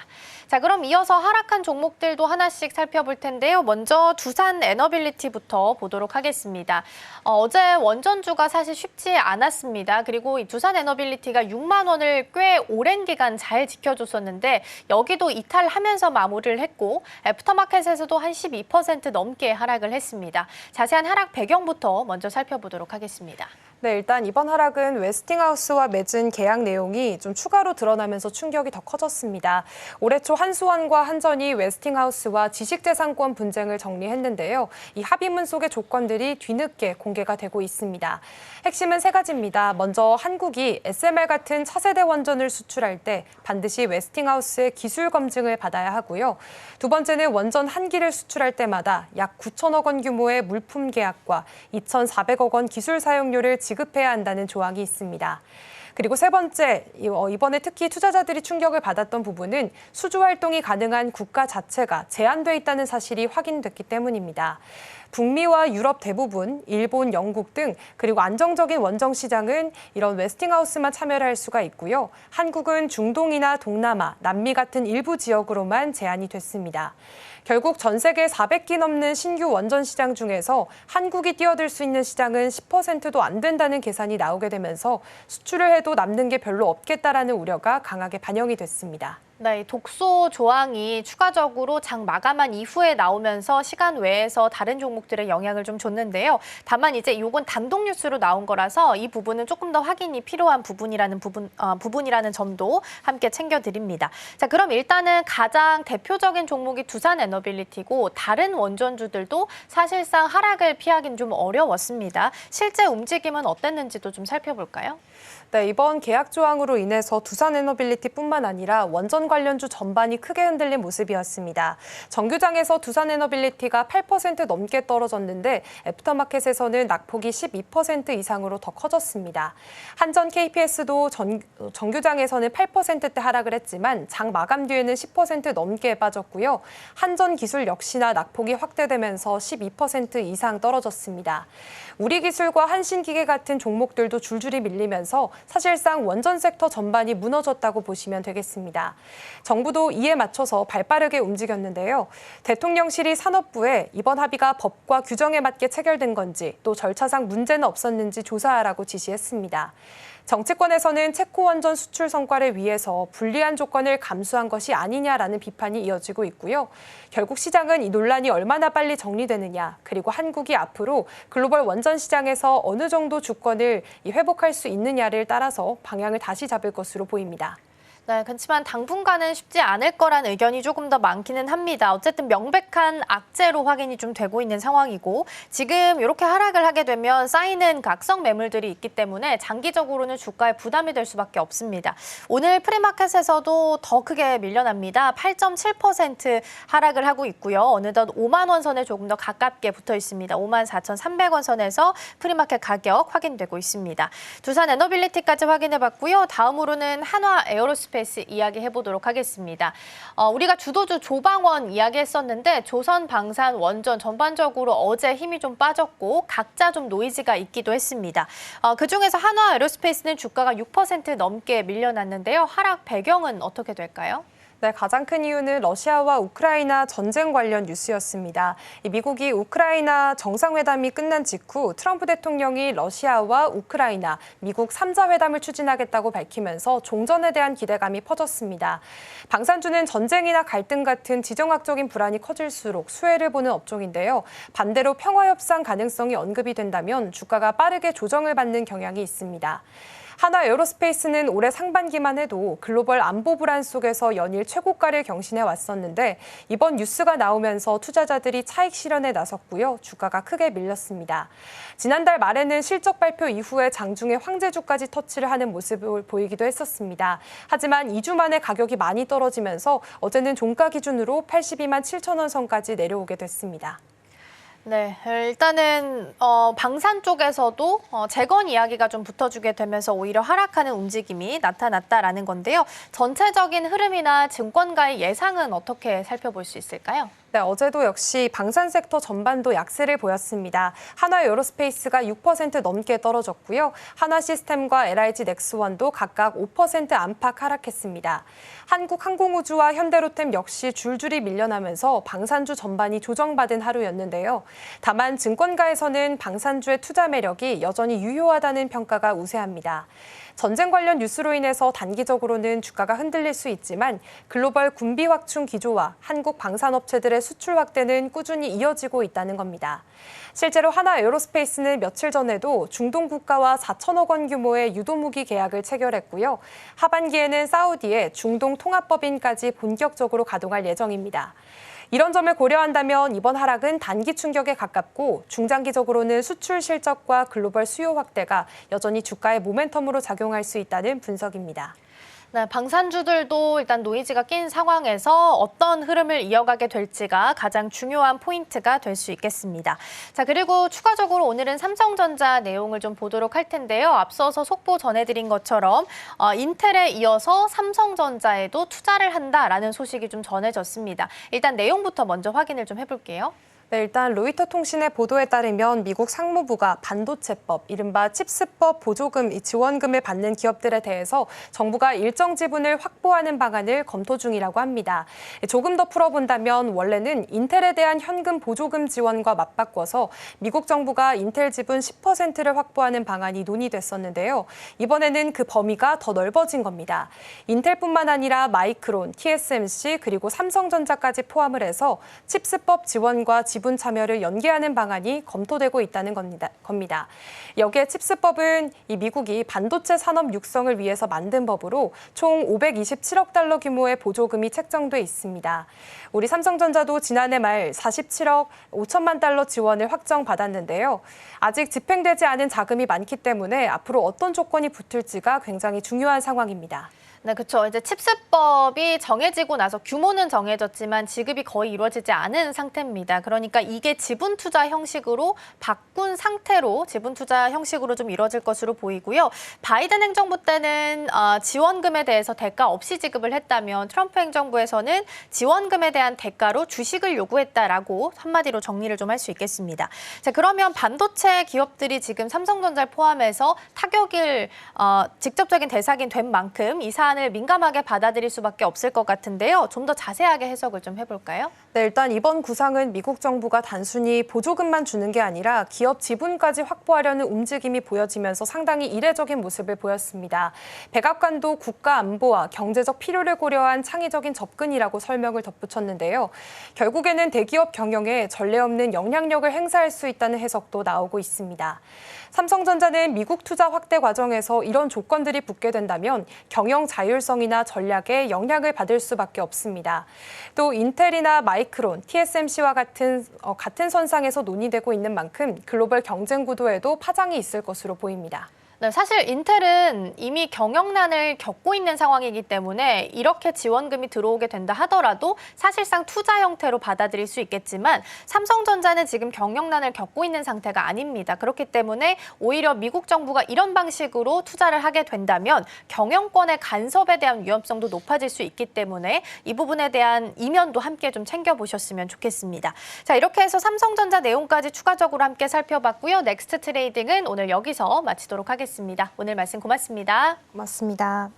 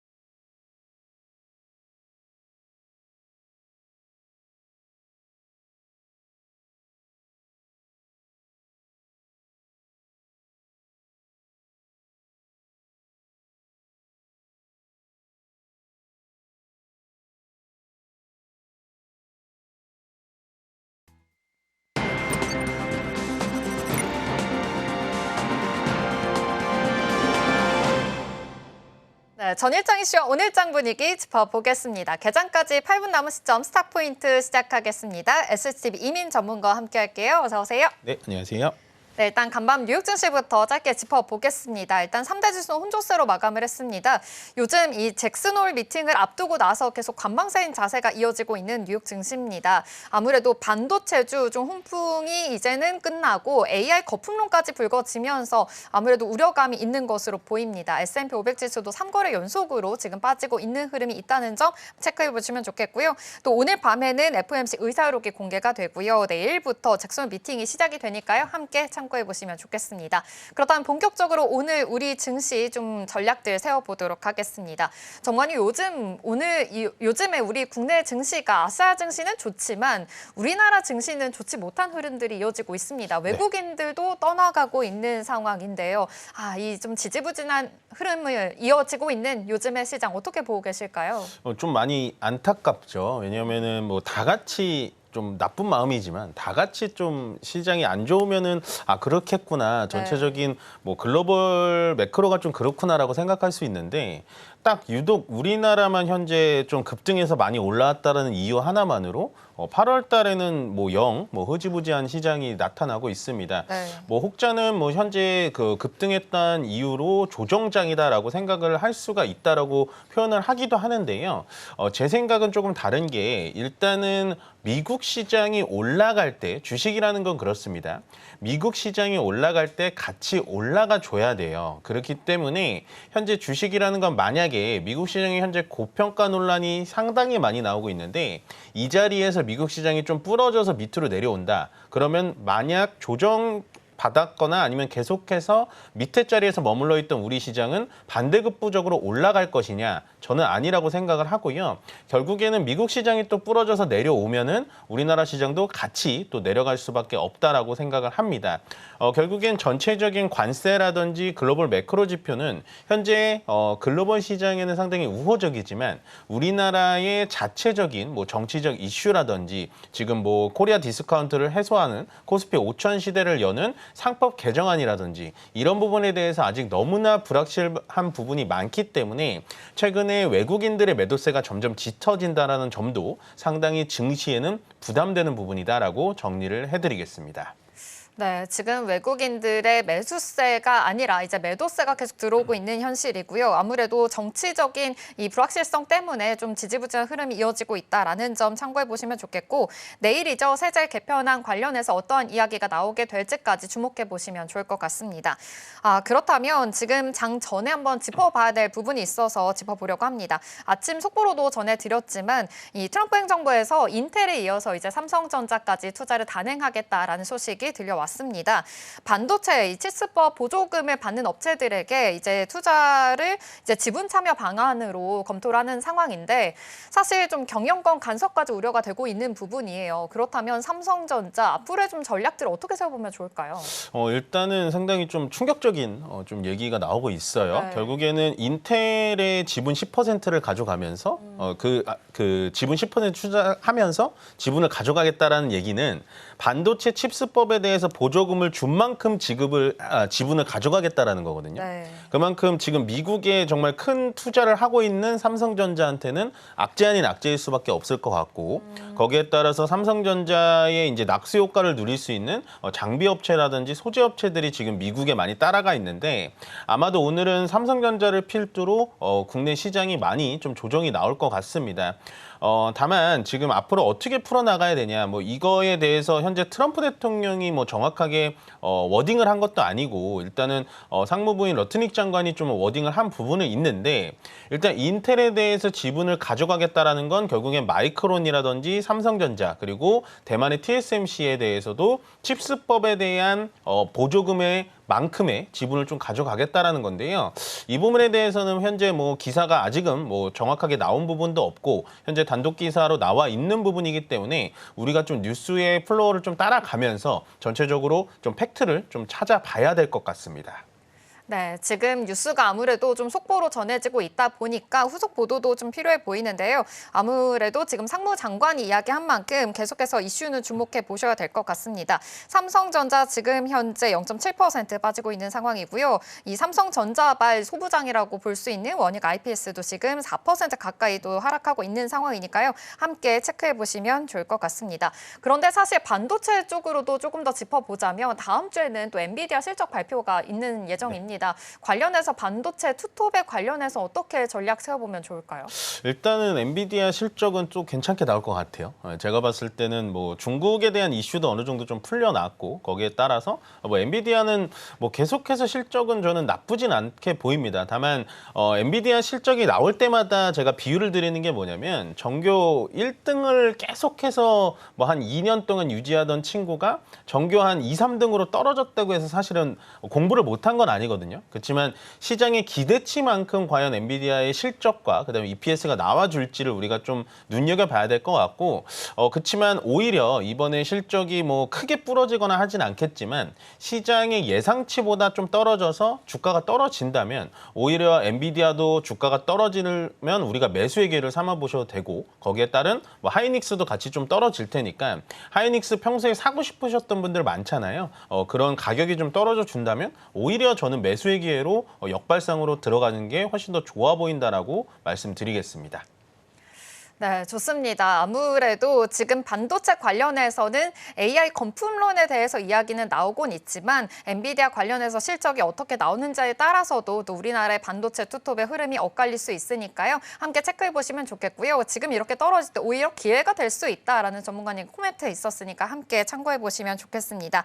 오늘은 좀 시장이 좋지 못하게 출발할 것으로 예측이 되고 있습니다. 삼성전자도 0.7%, 하이닉스가 조금 더 빠지고 있는데요. 0.2% 빠지고 있다는 점까지 체크해 보시면서 우리 시장 본격적으로 출발해 보도록 하겠습니다.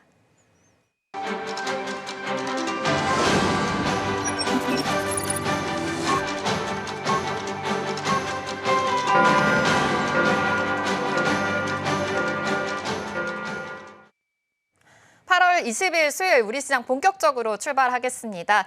일단 뉴욕 증시 같은 경우에는 AI 거품론이 좀 있었죠. 반도체 전반적으로 좀 미끄러지는 향상이 좀 나타났습니다. 함께 참고해 보시면 좋겠고요. S&P 500 지수도 3거래 연속으로 하락했고 기술주 중심의 나스닥 지수도 좀 떨어졌다라는 점까지 함께 체크해 보시면 좋겠습니다. 또 오늘 밤에는 FOMC 의사록이 공개가 되죠. 또 내일부터 잭슨홀 미팅이 시작이 되니까요. 이 점까지 함께 포착해 보시면 좋겠습니다. 그럼 우리 시장 본격적으로 출발해 보겠습니다.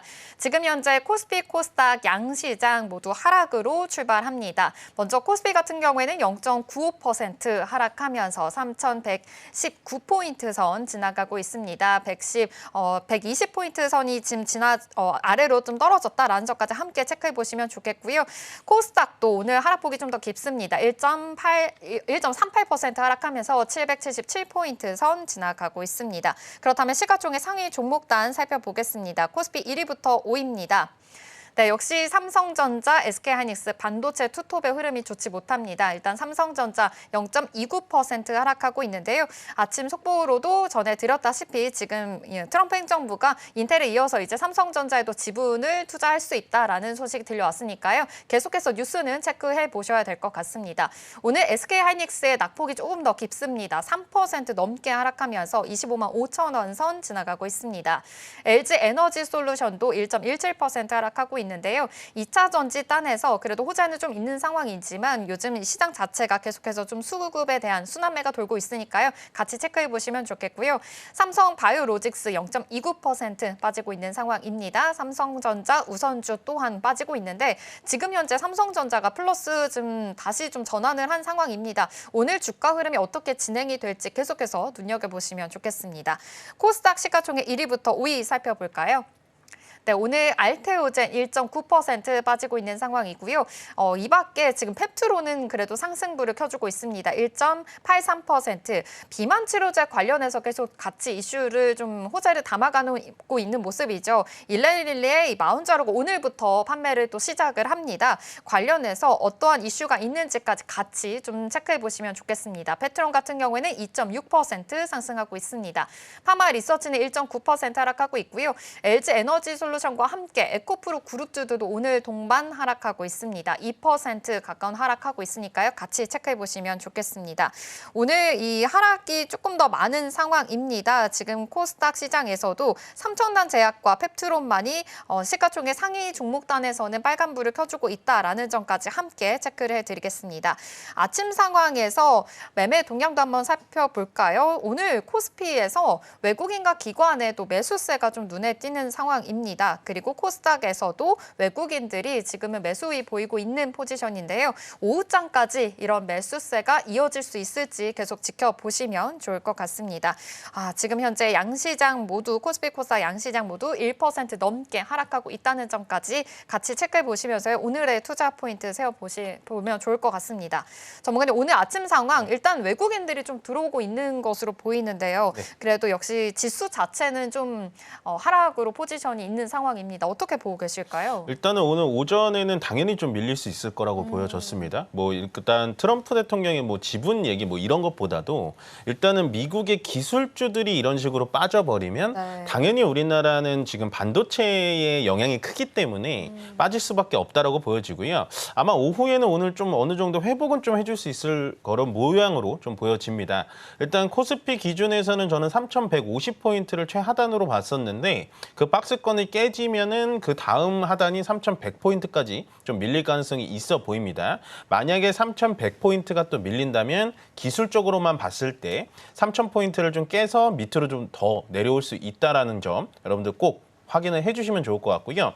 지금 시장에서는 뭘 어떻게 대응을 해야 되냐라는 것보다는 제가 봤을 때는 꽤 괜찮은 종목들이 많이 빠져 있는 상황입니다. 다만 우리가 항상 개인 투자자님들이 여기서 이제 조금 두려워하고 힘들어하시는 게 뭐냐면 평소에 내가 이 종목을 정말로 사고 싶었는데 막상 그 종목이 정말 많이 떨어지면 매수에 손이 안 나가는 거거든요. 근데 사실은 지금은 제가 봤을 때 코스피가 좀 오늘 급하게 좀 눌려주고 이번 주 들어와서 계속해서 음봉이 나오면서 약간은 투심을 좀 얼어붙게 하고 있기는 합니다만은 전체적으로 시장의 상승 랠리, 그러니까 추세 자체는 끝나지 않았다. 가격 조정이 시작된 거는 아니다라고 생각을 하고 있습니다. 첫 번째 이유는 일단 금리 인하 기조가 계속해서 나오고 있기 때문에 금리 인하라는 재료는 분명히 시장에 좀 좋은 느낌을 좀 줄 수 있고요. 거기다가 물론 불확실성이긴 합니다만은 정부 정책에 대해서 어쨌거나 현재 마침표는 분명히 찍어줘야 되기 때문에 그게 시장에 긍정적으로 정책이 나오든 아니면 부정적으로 나오든 결국에는 불확실성이 종료가 되면 분명히 저는 9월 달 안에는 정고점이 3,300포인트를 넘어갈 수 있을 거라고 보고 있습니다. 그렇기 때문에 저는 물론 되게 정말 어렵고 힘든 작업이긴 합니다만은 현재 현금을 갖고 계시다면 지금 현재 조방원이라든지 전력기기 같은 경우가 굉장히 많이 떨어졌거든요. 오히려 여러분들의 저점의 타점을 좀 노려셔서 최저점을 좀 찾는 건 어렵겠지만 오히려 매수의 기회로 좀 참아보는 게 좋을 것 같고요. 시장이 이렇게 공포에 짓눌리고 빠질 때마다 저는 지금은 용기를 가지시는 게 훨씬 더 좋은 시장이지 않을까. 그러니까 남들이 공포를 가질 때 조금 더 용기를 가지셔라라고 정리를 해드리겠습니다. 네, 지금 사실 좀 많은 투자자분들이 굉장히 걱정이 많은 시장일 것 같은데 오늘 전문가님께서 그래도 용기를 주는 좀 긍정적인 멘트를 해주셨으니까 함께 참고해 보시면 좋겠고요. 코스피 같은 경우에는 3,100포인트 선 굉장히 중요하다라고 말씀해 주셨습니다. 버틸 수 있는지 깨져야 되는 건지 좀 이 점도 계속 보시면서 투자 포인트들 세워보시면 좋을 것 같습니다. 그렇다면 조방원 아무래도 상반기에 좀 잘 갔던 주도주 이야기해 주셨는데요. 아무래도 원전부터 좀 점검을 해봐야 될 것 같습니다. 사실 원전 르네상스라고 해서 원전주도 굉장히 좀 잘 가는 흐름이었었잖아요. 그런데 어제 좀 찬물을 끼얹는 뉴스들이 쏟아졌습니다. 웨스팅하우스에서 불공정 거래 소식까지 나오면서 사실 좀 우리나라 기업들에게 또 팀코리아에게는 좀 더 우려가 되고 있는 부분들이 굉장히 많거든요. 어제 애프터마켓에서도 두산 에너빌드가 굉장히 크게 밀렸더라고요. 근데 지금 시장에서도 7% 가까이 또 밀리고 있는 상황입니다. 이럴 때 어떤 전략 포지션을 가져가면 좋을까요? 일단은 차트 자체가 깨졌어요. 네. 그러니까 기술적으로만 봤을 땐 깨져서 지금은 급하게 들어가시면 안 돼요. 지금은 급하게 들어가시면 안 되고 네. 어저께도 많이 빠지고 오늘도 많이 빠지면서 우리가 봐야 될 건 뭐냐. 거래 대금이 같이 많이 들어가면서 빠진다라는 건 조금 더 깊숙한 가격 조정이 나올 수 있다라는 겁니다. 다만 제가 여기서 팩트를 좀 말씀을 드리자면 원전에 대한 이슈가 나오고 거기다 웨스팅하우스에 대한 뭐 우리가 상당히 불리한 계약을 체결했다라는 거 다 좋은데요. 실질적으로 두산 에너빌리티가 그럼 과연 손해를 보는 구조인가라고 물어본다면 저는 그건 아니라고 생각합니다. 현재 웨스팅하우스와의 계약을 체결을 좀 한 장 한 장 제가 어저께 밤 늦게까지 좀 살펴봤는데 결국에는 미국 측에서 요구하는 거는 팀 코리아 단위, 그러니까 한국 수력 원자력을 팀장으로 한 한국전력과 팀장으로 한 그런 팀 코리아 단위의 수주를 좀 막겠다라는 거고요. 그렇게 된다면 현재 미국의 웨스팅하우스가 만약에 미국 쪽에 원전을 짓거나 아니면 유럽 쪽에 원전을 짓는다라고 한다면 설계만 가능한 웨스팅하우스가 당연히 두산 에너빌리티라든지 BHI 같은 가스터빈이나 시공의 능력이 필요로 할 거란 말이죠.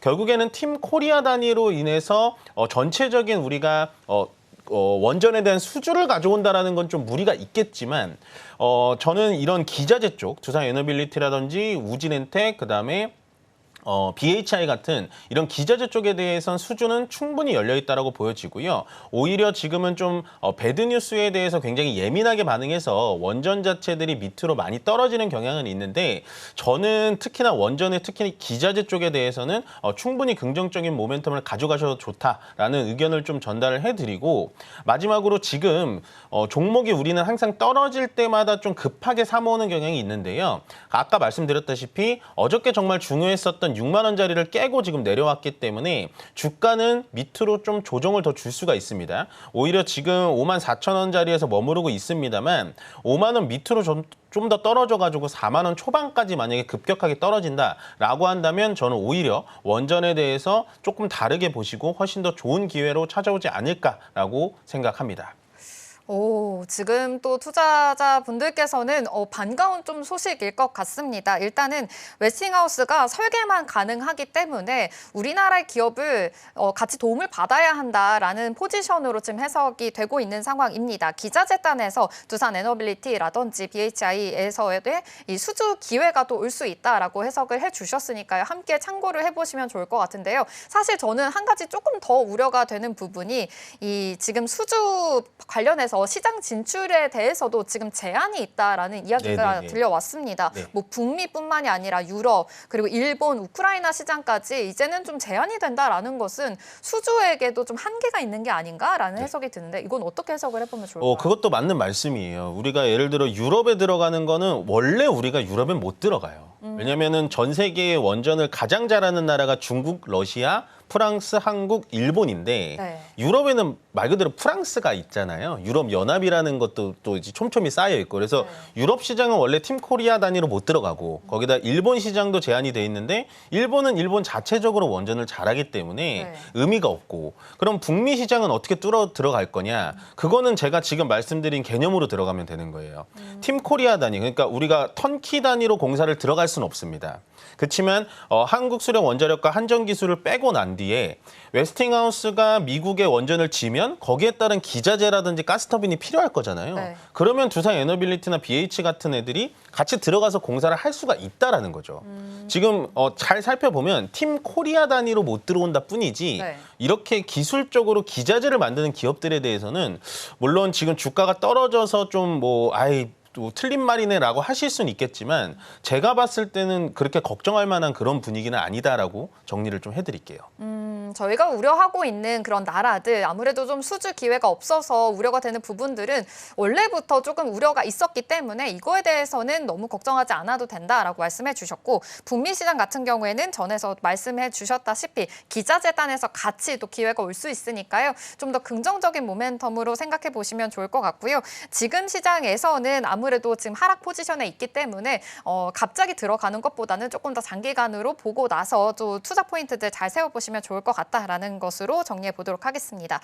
그렇다면 또 방산주도 한번 점검을 해보면 좋을 것 같습니다.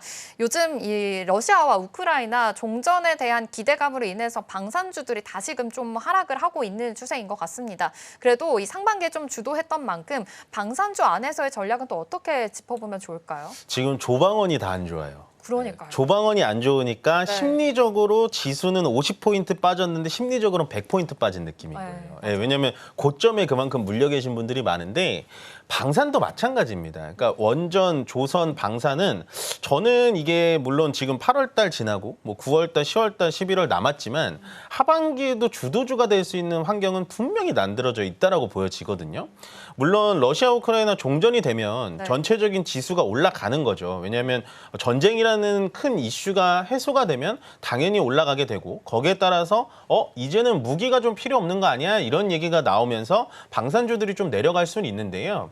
자세히 보시면 이번에 젤렌스키 대통령이 또 미국에 대해서 무기 발주를 하겠다라는 얘기가 나오죠. 그렇다라는 건 결국에는 러시아가 이번 전쟁으로 끝나지 않고 또다시 위협을 하기 전에 우리나라에 자주 국방을 세워놓겠다라는 겁니다. 거기에 따라서 자주 국방 비라고 하죠. 각 나라별로 특히나 유럽 쪽, 특히나 러시아와 밀접돼 있는 동유럽 쪽에 대해서 국방비가 지출이 상당히 많이 늘어나고 있다는 부분도 여러분들 꼭 체크를 해주셔야 되고 거기에 따라서 현재 현대로템 같이 K2 전차들이 폴란드의 수출을 굉장히 잘하고 있어요. 그렇다라는 건 결국에는 폴란드를 이어서 나머지 동유럽 국가들에 대해서도 현대 로템이 수주가 또 이어질 수 있다. 계속되는 수출 계약 수출 계약 호조가 이어진다라는 건 지금은 똑같이 원전이랑 보시면 될 것 같습니다. 방산주도 마찬가지로 밑으로 많이 떨어져서 자리를 잡을 때 우리가 충분히 매수 포인트로 잡아도 된다. 저는 아직도 끝나진 않은 것 같다라고 정리를 해드리겠습니다. 네, 좋습니다. 방산주 관련해서도 그래도 긍정적인 이야기 해주셨습니다. 폴란드 수출뿐만이 아니라 동유럽 수출까지 또 수주가 아직은 좀 호재가 남아있는 상황이니까요. 함께 체크해보시면 좋겠습니다. 상반기 주도했던 조방원 섹터들 지금은 흔들리고 있지만 그래도 지금이 기회일 수 있다라는 이야기 해주셨으니까요. 함께 참고해서 또 스탁 포인트들 잘 세워보시면 좋겠습니다. 스탁 포인트 여기서 마무리하도록 할게요. SCTV 이민 전문가 함께했습니다. 고맙습니다. 네, 고맙습니다.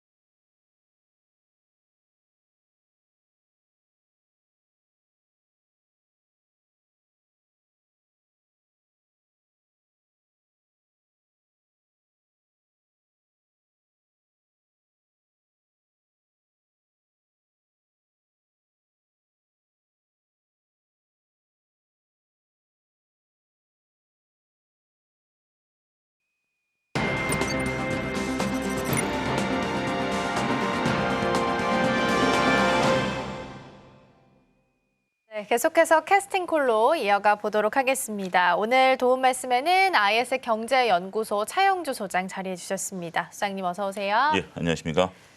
기분 좋게 출발하면 참 좋을 텐데 오늘은 낙폭이 어제 개장 대비해서도 훨씬 더 큰 상황입니다. 다행인 부분을 찾아보면 그래도 외국인 투자자가 현물에서 좀 들어오고 있다는 부분이 아닐까 싶은데요. 근데 어느덧 코스피는 벌써 3,100선도 내준 상태입니다. 그래서 이런 분위기를 어떻게 해석을 좀 해야 될까요? 시장이 계속해서 방향성을 못 잡고 있죠. 몇 가지 이유들이 있을 것 같습니다. 오늘 같은 경우는 이제 뉴욕 증시의 하락, 이런 여파를 받았다 하더라도 딱히 뉴욕 증시 때문에 우리 증시가 빠진다라고 보기에는 또 어폐가 있어요. 왜냐하면 뉴욕 증시가 올랐을 때도 우리 증시가 오르지 못했고 그렇죠. 심지어 어제 같은 경우는 일본 증시가 올라가고 옆에 나라가 올라가고 있는데도 올라가지 못하고 있는 형국들을 보였기 때문에 오늘 이제 반도체 중심으로 빠지는 거에 대해서는 미국 때문이다라고 얘기는 할 수 있긴 하겠습니다만 오히려 명확한 게 드러났을 뿐이지 시장 전반적으로는 좀 어렵다라고 좀 봐야 되겠죠. 일단 몇 가지 사항들을 우리가 점검을 해야 될 것 같습니다. 아직까지 세법 개정안이 오리무중이죠. 이게 자칫 잘못하면 산으로 갈 가능성도 있는 상황이기 때문에 그런 것들이 해결이 안 되고 있는 부분들이 현재 지금 투심을 회복시키지 못하고 있는 부분들이다라고 좀 말씀드릴 수 있겠죠. 말씀하신 것처럼 오늘 외국인들이 현물 시장에서 들어오고 있습니다만 선물 시장에서는 매도로 나타나고 있기 때문에 외국인 또한 현재 지금 뚜렷한 방향성을 찾지 못하고 있습니다. 환율이 1,380원대를 나타내고 있음에도 불구하고 외국인들이 방향을 설정하지 못하고 있다는 것은 이것은 국내외적으로 트럼프 관세 정책이 일단락되지 않았기 때문에 외국인들도 일방적인 포지션을 좀 취하지 못하고 있는 것이 아니겠나 이렇게 좀 볼 수 있는 것 같습니다. 제약바이오에 이어서 이제 반도체까지 관세를 부과한다라는 점이 여러 가지 불투명성이 있다라는 거죠. 마지막으로 지금 이제 원전 문제가 이제 불거지면서 어제 주도주였던 조선방산 원전이 큰 폭으로 하락세를 나타내면서 일부 투자자들에게는 차익의 빌미로 작용했다라고 말씀드릴 수 있겠습니다. 이게 상당히 자리가 제가 설명드릴 수 있을지 모르겠습니다만 자리가 높은 자리에서 매물들이 나온다라는 것이 이게 상당히 좀 안타까운 거예요. 왜냐하면 많은 분들이 익절을 하고 있다라는 겁니다. 그러니까 이제 나는 좀 더 가져갈 거야라고 했던 분들이 야 이건 좀 위험한 뉴스 아니야라고 파는 건데 그분들 입장에서는 심적으로는 손절이지만 왜냐하면 더 갈 것을 예상했다가 팔았지만 계좌상에서는 플러스에서 지금 팔려 나가는 거예요. 계좌상에서 이제 어느 위치에 따라서 다를 수 있겠습니다만 대부분 최근에 매수하신 분들이 아니라면 다 플러스에서 매도가 나가고 있는 상황이기 때문에 매도가 원활해진다라는 겁니다. 이것도 굉장히 무서운 수급의 공백이 벌어지고 있다라는 측면에 있어서는 여러 가지 문제가 좀 일단락될 때까지는 시장의 방향성을 조금 나타내기 좀 어려울지 않을까라는 부분들이고 또 입장을 바꿔놓고 생각해 보시면 만약에 오늘 장이 지금 뭐 이 마이너스가 나오는 폭들이 플러스였다라고 한다라면 야 나도 주식을 좀 해볼까? 이런 생각이 좀 들 수 있는 거 아니겠습니까? 네. 사람이기 때문에. 그렇지만 이렇게 오늘같이 좀 다 전체적으로 대부분의 90% 이상이 저도 관심 종목에서 파란불인데 야 이러면 오늘 굳이 주식해야 돼? 뭐 내일로 좀 미뤄도 되는 거 아니야? 라고 하게 되면 매수세가 안 들어오는 거죠. 이것도 시장에 있어서 하락에 하락을 부르고 상승에 상승을 부르는 그러한 효과를 나타내고 있는 그러한 장세다라고 말씀드릴 수가 있겠습니다. 그러게요. 일단은 현물 시장에서는 좀 들어오고 있긴 한데 선물에서는 한 1,000계약 넘게 일단 좀 매도하고 1,800계약 넘게 좀 빼고 있는 상황이라서 여전히 외국인 투자자의 포지션은 애매한 상황이다라는 부분 좀 살펴봤습니다. 전반적으로 오늘 상승하는 종목 수가 거의 없네요. 코스피는 49 종목 정도, 코스닥이 155 종목인데 하락하는 종목이 1,500 종목이 넘기 때문에 훨씬 더 많이 하락하고 있다라는 부분도 확인을 좀 해보셔야겠습니다. 자, 그러면 아침에 있었던 속보 먼저 내용을 좀 확인해 볼게요. 일단 인텔에 이어서 뭐 삼성전자도 투자할 수 있다라는 속보가 아침에 전달이 좀 됐습니다. 그러면 다른 측면에서 좀 살펴보면요. 인텔은 경영난을 겪고 있으니까 이런 투자가 들어오면 긍정적일 수 있겠지만 반대로 삼성전자는 사실 경영난이 아니다 보니까 오히려 이런 투자 소식이 가지고 있는 경영권을 훼손할 수 있다라는 측면에서 바라봐야 되는 건 아닐지 좀 걱정이 되기도 해서요. 일단 주가 반응을 보면 오늘은 강보합 정도로 시작을 해서 지금은 약보합으로 돌아서면서 7만 전자도 내줬거든요. 그렇다면 저와 비슷한 생각을 하면서 주가도 가는 건가요? 일단 삼성전자 같은 경우는 뭐 여러 가지 우리가 요인이 복합적으로 작용됐다라고 말씀드릴 수 있겠습니다. 얼마 전까지만 해도 긍정적인 소식이 컸었죠. 뭐 테슬라라든지 뭐 인텔이라든지 긍정적인 소식들. 그다음에 HBM3 12단을 개발했다라는 소식. 그럼에도 불구하고 7만 1,000원대였죠. 그런데 지금 현재 미국 정부가 인텔에 이어서 그 삼성전자의 지분을 인수를 이제 검토한다라는 부분들은 글쎄 이거는 이제 검토 단계이기 때문에 이게 그렇다 하더라도 물론 우리가 이제 일부 지분을 참여하는 것이지 여기서 이제 미국의 입김이 들어갈 수도 있는 부분들이지 우리가 예단하기는 어렵다라고 좀 말씀드릴 수가 있겠습니다. 왜냐하면 결정된 바가 없기 때문에 여러 가지 방면에서 얘기가 가능합니다. 긍정적인 얘기도 가능하고 부정적인 얘기도 가능한 거죠. 그렇지만 과연 그 인텔 같은 경우는 미국에 있어서의 그 명분이 그런 거 아니겠습니까?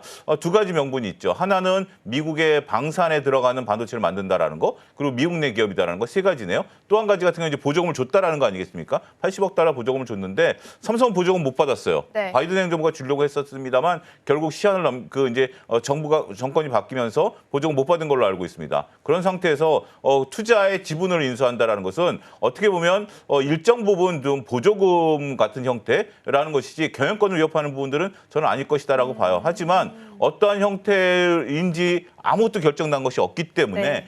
지금 현재 제가 굳이 이 시간에 얘기할 필요는 없다라고 좀 느껴지고 어찌됐든 지금은 그렇지 않아도 차트가 라운드 형태를 그리면서 조정 형태로 좀 나타내고 있는 거 아니겠습니까? 결국 시장에 있어서 외국인들이 들어오고 시장이 돌아설 때까지의 삼성전자는 모멘텀을 아직은 못 잡고 있는 형국이다. 더군다나 지금 이 뉴스보다는 오히려 미국에 있어서의 엔비디아의 하락, 반도체 주의 전반적인 조정 이런 것들의 영향이 더 클 수도 있겠다. 이렇게 말씀드릴 수 있겠습니다. 아, 그렇군요. 오히려 오늘에 있어서 주가 하락을 찾아본다면 전일에 있었던 올트먼 CEO가 이야기했던 AI 버블론의 영향을 조금 더 많이 받는 걸 수도 있겠다라는 말씀 주셨습니다. 엔비디아가 3%대 하락을 했는데 SK하이닉스가 오늘 더 빠지죠. 4% 정도 하락을 하면서 그동안 한 25만 원, 26만 원 좀 지켜줬었는데 고선은 유지를 하면서 가지만 25만 2천 원 선에서 좀 떨어져 있다라는 부분. 오늘도 5일선, 21선, 60일선까지도 이탈이 좀 나왔네요. 이 부분도 함께 챙겨보시면 좋겠습니다. 자, 그럼 이어서 오늘 챙겨봐야 되는 테마들 함께 살펴보도록 하겠습니다.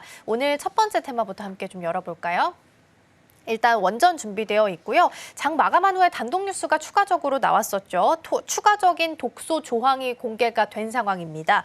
뭐 간단하게 좀 살펴보면 원전 한 기당 5천억 이상의 보증 신용장을 발급한다라는 내용이 포함되어 있어서 계약 내용이 이행되지 않으면 이걸 은행이 대신해서 지급을 보장하는 백지수표 같은 개념입니다. 이런 부분들도 있었고 그리고 전 세계에서 추진하고 있는 원전 중에서 한국이 가능한 시장이 한 38기 정도밖에 불과하지 않다. 않다라는 내용이 추가적으로 공개되면서 오늘도 쉽지 않은 흐름이 좀 나타나고 있습니다. 그런데 이거를 알려진 악재로서 극복할 가능성도 있는지 이 관점에서도 같이 챙겨보도록 할게요. 두 번째 열어보겠습니다. 두 번째는 게임인데 추가적으로 엔터랑 영화 쪽도 오늘 같이 확인을 좀 해볼까 합니다. 어제 있었던 쪽에서 추가적인 상승이 좀 나오고 있는 상황이고요. 중국 쪽에서 TV 콘텐츠 관련해서 풍부하게 만들겠다. 그래서 해외 드라마 많이 들여올 거고 수입 확대하겠다라는 내용들 이야기 좀 나오면서 가능성에 대한 부분의 베팅이 좀 나오고 있는 것 같습니다. 오늘 엔터가 조금 더 강하게 움직이고요. 영화 쪽에서도 일부 종목들, 아센디오 같은 종목들은 21% 상승세 현재 시연을 합니다. 마지막 열어볼까요? 마지막은 사실 오늘 떨어지는 테마가 훨씬 더 많아서 어떤 걸 넣을까 고민을 좀 하다가 어제를 돌이켜 생각해 보니까 지수가 어제 부진했음에도 불구하고 2차 전지 주들은 좀 잘 버텨줬었거든요. 그러면 오늘을 떨어지고 있다 하더라도 이게 기회가 될 수 있을지 함께 이 측면에서 고민을 좀 해보도록 하겠습니다. 자, 그럼 다시 첫 번째 원전으로 돌아와서 이야기를 좀 나눠 볼게요. 연이틀 지금 독소 조항 공개 이야기 나오면서 계속 주가가 좀 하락을 하고 있어요. 그래서 일단 내용부터 먼저 좀 살펴주시면 좋을 것 같아요. 어떤 부분을 좀 봐야 되는 거예요? 일단 지금 나오고 있는 것들이 정말 기가 막힌 내용들이 나오고 있는 것 같아요. 냉정하게 보면. 그 정상적인 물론 이제 웨스팅하우스와의 관계가 있었던 것은 사실이고요. 우리가 이제 이집트 원전이라든지 체코 원전 같은 경우도 웨스팅하우스 문제가 있는 거 아니야?라고 이제 언론에서 얘기를 했음에도 불구하고 정부는 상관없다. 뭐 이렇게 얘기를 했었는데 지금 이런 또 이명 계약을 한 거 아니겠습니까? 네. 자, 이제 뭐 과거는 과거고요. 어쨌든 우리가 웨스팅하우스 기술을 좀 쓰고 있는 상태인데 SMR을 건드렸다라는 거. 그다음에 두 번째 말씀하셨다시피 우리가 특정 국가 외에는 뭐 할 수 없다라는 거 그렇죠. 이런 것들을 했다라는 측면에 있어서는 정말 뭐 투자자 입장에서 보면 뒤통수를 좀 너무 세게 맞은 게 아니겠나라고 말씀을 좀 드릴 수가 있겠습니다. 원전 관련해서 우리가 좀 많은 기대감이 있었고 윤석열 정부 3년 동안 원전과 관련해서 수많은 긍정적인 정부의 어떤 내러티브에 따라서 우리가 원전주들이 움직였었는데 결국 정부가 한 일은 그거와는 정반대의 일을 해놨다라는 것이 실망감을 나타냈다라고 말씀드릴 수 있겠습니다. 결국 원전이라는 긴 사업이고 긴 게임인데 50년 동안 이게 묶여있다라는 측면에 있어서 보면 과연 우리나라 원전의 생태계가 다시 복원이 가능할 것인가? 국내를 제외한다면 뭐 복원이 가능하겠는가? 저는 굉장히 좀 심각한 문제로 우리 것을 받아들여야 되는 사안이 아니겠나라고 좀 말씀을 좀 드릴 수가 있겠습니다.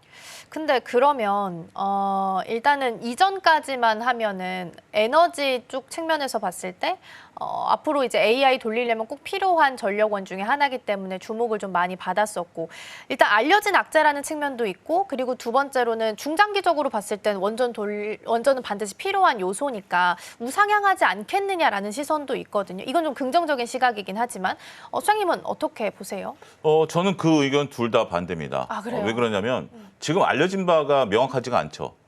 계속해서 지금 쪽지 날라오듯이 지금 알려지고 있는 부분들입니다. 이게 알려진 부분 어제만 하더라도 우리가 SMR 정도로 끝나는 그렇죠, 걸로 알았는데 이게 특정 국가에 못 들어간다는 얘기 나오지 않았습니까? 오늘 또 얘기가 나오고 네. 계속 이게 양파처럼 파면 또 나옵니다. 그렇기 때문에 지금 모든 것이 알려졌다라고 보는 시각에 대해서는 일단 경계하자. 네. 저도 일단 여기서 끝났으면 좋겠습니다. 근데 더 어떤 것들이 나오느냐가 기가 막힌 거고 두 번째 AI를 돌리는데 원전이 필요해요. 근데 우리가 할 수 있는 게 없어요. 뭘 할 수가 있는 거죠? 좀 생각을 좀 해보셔야 될 것 같아요. 그러니까 시청자 여러분들께서 지금 우리가 해외 진출 못하죠. 그다음에 우리가 나가려면 10분의 1을 웨스팅하우스에 띄워줘야 되죠. 네. 그다음에 뭐 지급 보증해야 되죠. SMR도 못하죠. 전 세계에서 지금 AI를 돌리기 위해서 그 원전이 필요하다라고 난리인데 우리는 지금 손발 다 묶어놨어요. 그럼 과연 우리가 할 수 있는 게 과연 무엇이겠냐라는 거죠. 대표적으로 저는 이렇게 말씀드리고 싶어요. 우리가 과일가게 가서 과일을 사는데 네. 정말 예쁘고 먹을 수 있는 과일들, 그러니까 이건 종목에 비유하는 겁니다. 많은데 굳이 한쪽에서 썩어 들어가고 있는 과일을 내가 굳이 사가지고 규팅이를 파가지고 그걸 먹어야 될까요? 저는 그렇게 생각하지 않습니다. 지금 네. 원전주에 대해서는 좀 냉정한 판단을 좀 하셔야 되는 시기가 네. 아니겠나. 어떻게 해서든지 긍정적, 어떻게 해서든지 좀 노이즈가 있는 과일을 내가 한쪽이라도 이게 벌레 먹은 과일이 맛있는 거라며 한쪽이라도 잘라 먹겠다라고 벌레 먹은 과일을 사시는 분들이 과연 몇 분이나 계실지 모르긴 하겠습니다만 네. 지금 우리가 이런 걸 논할 수 있는 자리는 아닌 것 같아요. 왜냐하면 워낙 엄청난 일이 벌어진 상태이고 더군다나 투자자분들 입장에서는 던지기 바쁜 그런 상황인데 굳이 이것을 역발상을 한다? 역발상을 데이빗 드레먼이 역발상 책을 썼을 때는 역발상은 공포라든지 긍정의 심리의 끝단에서 일어나는 거지 중간에서 일어나는 것은 아닙니다. 지금 상태에서는 우리가 기대감으로 올랐었던 부분들의 기대감이 해소되는 국면이지 네. 지금 어떠한 실적도 보이고 있지 않은 원전주였기 때문에 윤석열 정부 3년하고 지금 이제 우리가 보였을 때 어떤 원전인지 지었다라는 얘기가 있나요? 없죠. 첫 삽도 없어요. 앞으로 가능성인데 가능성을 갖고 투자했는데 지금 가능성 손발을 다 묶어놓은 상태죠. 그렇기 때문에 제가 좀 이렇게 단호하게 말씀을 좀 드리는 부분들인 네. 것 같은데 냉정하게 볼 건 냉정하게 봐야 되겠죠. 지금 우리가 원전을 가지고 어떤 것을 가지고 어떤 수익을 볼 수 있겠는가. 그리고 만약에 원전주를 투자하신다라면 과거에도 말씀드렸다시피 5년, 10년을 보고 투자를 해야 되는 거예요. 5년, 10년을 보고 투자를 해야 되는 건데 지금 주가가 요 며칠 빠졌으니까 내가 좀 들어가서 어떤 수익을 좀 보겠다. 네. 글쎄요, 저는 굳이 뭐 빠진 것들 오늘 많은데 조선도 빠지고 방산도 빠지는 것들 좋은 종목들 많은데 왜 굳이 원전에 들어가서 이렇게 하려고 하느냐. 그런데 생각을 해보면 원전을 좀 긍정적으로 좀 봐도 되는 거 아니야라고 하는데 네. 지금 한전기술이라든지 두산에너빌리티는 윗꼬리 달고 밑에 꼬리 못 달고 있어요. 그럼 그 파시는 분들은 뭐죠? 그게 사자가 많은 건가요? 팔자가 많은 건가요? 팔자가 많다라는 거죠. 서두에도 말씀드렸다시피 지금은 뭐 많은 분들이 익절을 하는 구간도 있고요. 또 손절을 하는 구간도 있는 구간들이 있어요. 네. 지금 우리가 주식을 있는 그대로 바라보게 된다라면 밑꼬리를 못 달고 있다라는 것은 팔자가 우세하다라는 것을 여러분들이 읽어내시는 것도 투자에 있어서 중요한 맥이 아닐까 좀 말씀드릴 수 있겠습니다. 그러면 수장님 이전에 대미 투자 이야기했을 때요. 대미. 예. 네. 대미 투자 그러니까 펀드 조성한다고 했을 네. 때 그때 원전이 포함된다 이런 이야기도 있었는데 그러면 사실상 이것도 큰 의미는 없는 거예요. 그건 아직 확정된 건 아니죠. 그쵸, 이제 그치, 논의가 우리가, 되고 있지만. 예, 뭐 우리가 이제 이게 확정되지 않은 걸 가지고 기대감을 갖고 투자한다라는 것에 대해서는 저는 선을 좀 그어야 되지 않을까 싶어요. 많은 투자자분들이 일부 또 인플루언서 분들이 그렇게 얘기를 하고 있는 것들이 있습니다만 지금 확실히 드러난 건 아니잖아요. 그렇죠. 확실한 것만 갖고 투자해도 되는 상황인데 너무 불확실한 걸 가지고 긍정적으로 자꾸 긍정적으로 보기 위해서 불확실한 걸 갖다 붙이는 것 같아요. 네. 그러고 나서 시간이 지나고 나면 흐지부지 되는 그런 부분들이 있기 때문에 정확한 좋은 지적이에요. 그런 부분들을 또 믿으신 분들도 있을 거 아니겠습니까? 그런데 저는 있는 그대로만 보자. 지금 있는 그대로만 봐도 지금 원전주의 노이즈가 워낙 크기 때문에 이런 부분들, 그러니까 우리가 그런 것 같아요. 저도 뭐 삼성바이오 같은 경우도 그동안 꾸준히 추천해 오다가 네. 이번에 그 관세 그쵸. 얘기가 나오면서 삼성바이오에 대한 매수를 맞아요. 취소한다라고 말씀을 드렸거든요.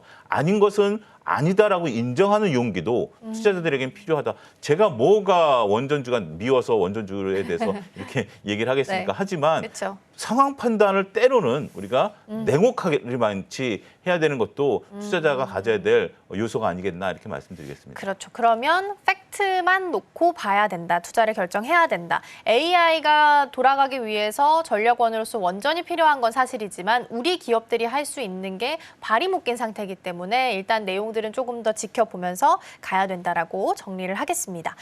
원전주 아쉽긴 하네요. 일단 전반적인 흐름 먼저 체크해봤고요. 두 번째로 게임이랑 놀자주 쪽으로 체크를 해보도록 하겠습니다. 최근에 이제 게임주가 일정 그 게임스컴 앞두고 있어서 그런지 그래도 어제 좀 시세가 났었거든요. 반등을 좀 나오고 있는데 오히려 전문가들은 매수 기회로 본다라는 시각들도 있어서 요 주가 수준에서는 어떻게 해석을 좀 해야 되는 걸까요?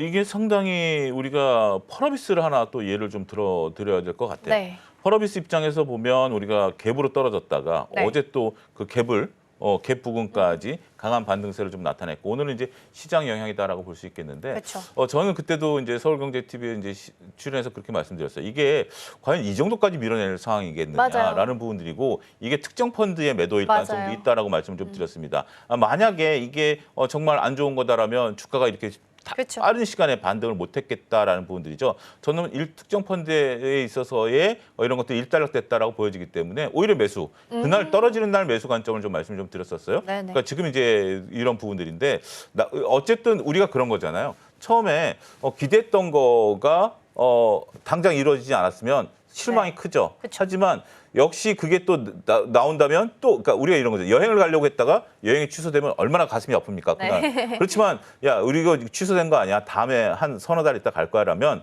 조금 며칠 지나고 나면 다시 그 서너 달이 기다려지는 거죠. 지금 이제 신작 게임에 대한 어떤 기대감이 오히려 지금 살아있는 부분들이 좀 되는 거고. 이제 반대로.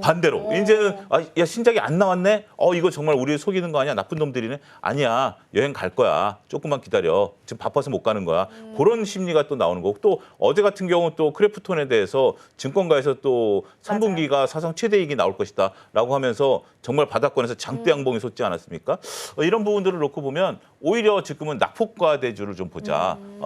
그렇기 때문에 비교를 해보면 넷마블 같은 경우 외국인들이 6일 연속 샀어요. 네. 근데 낙폭이 그렇게 그러네요. 크지는 않아요.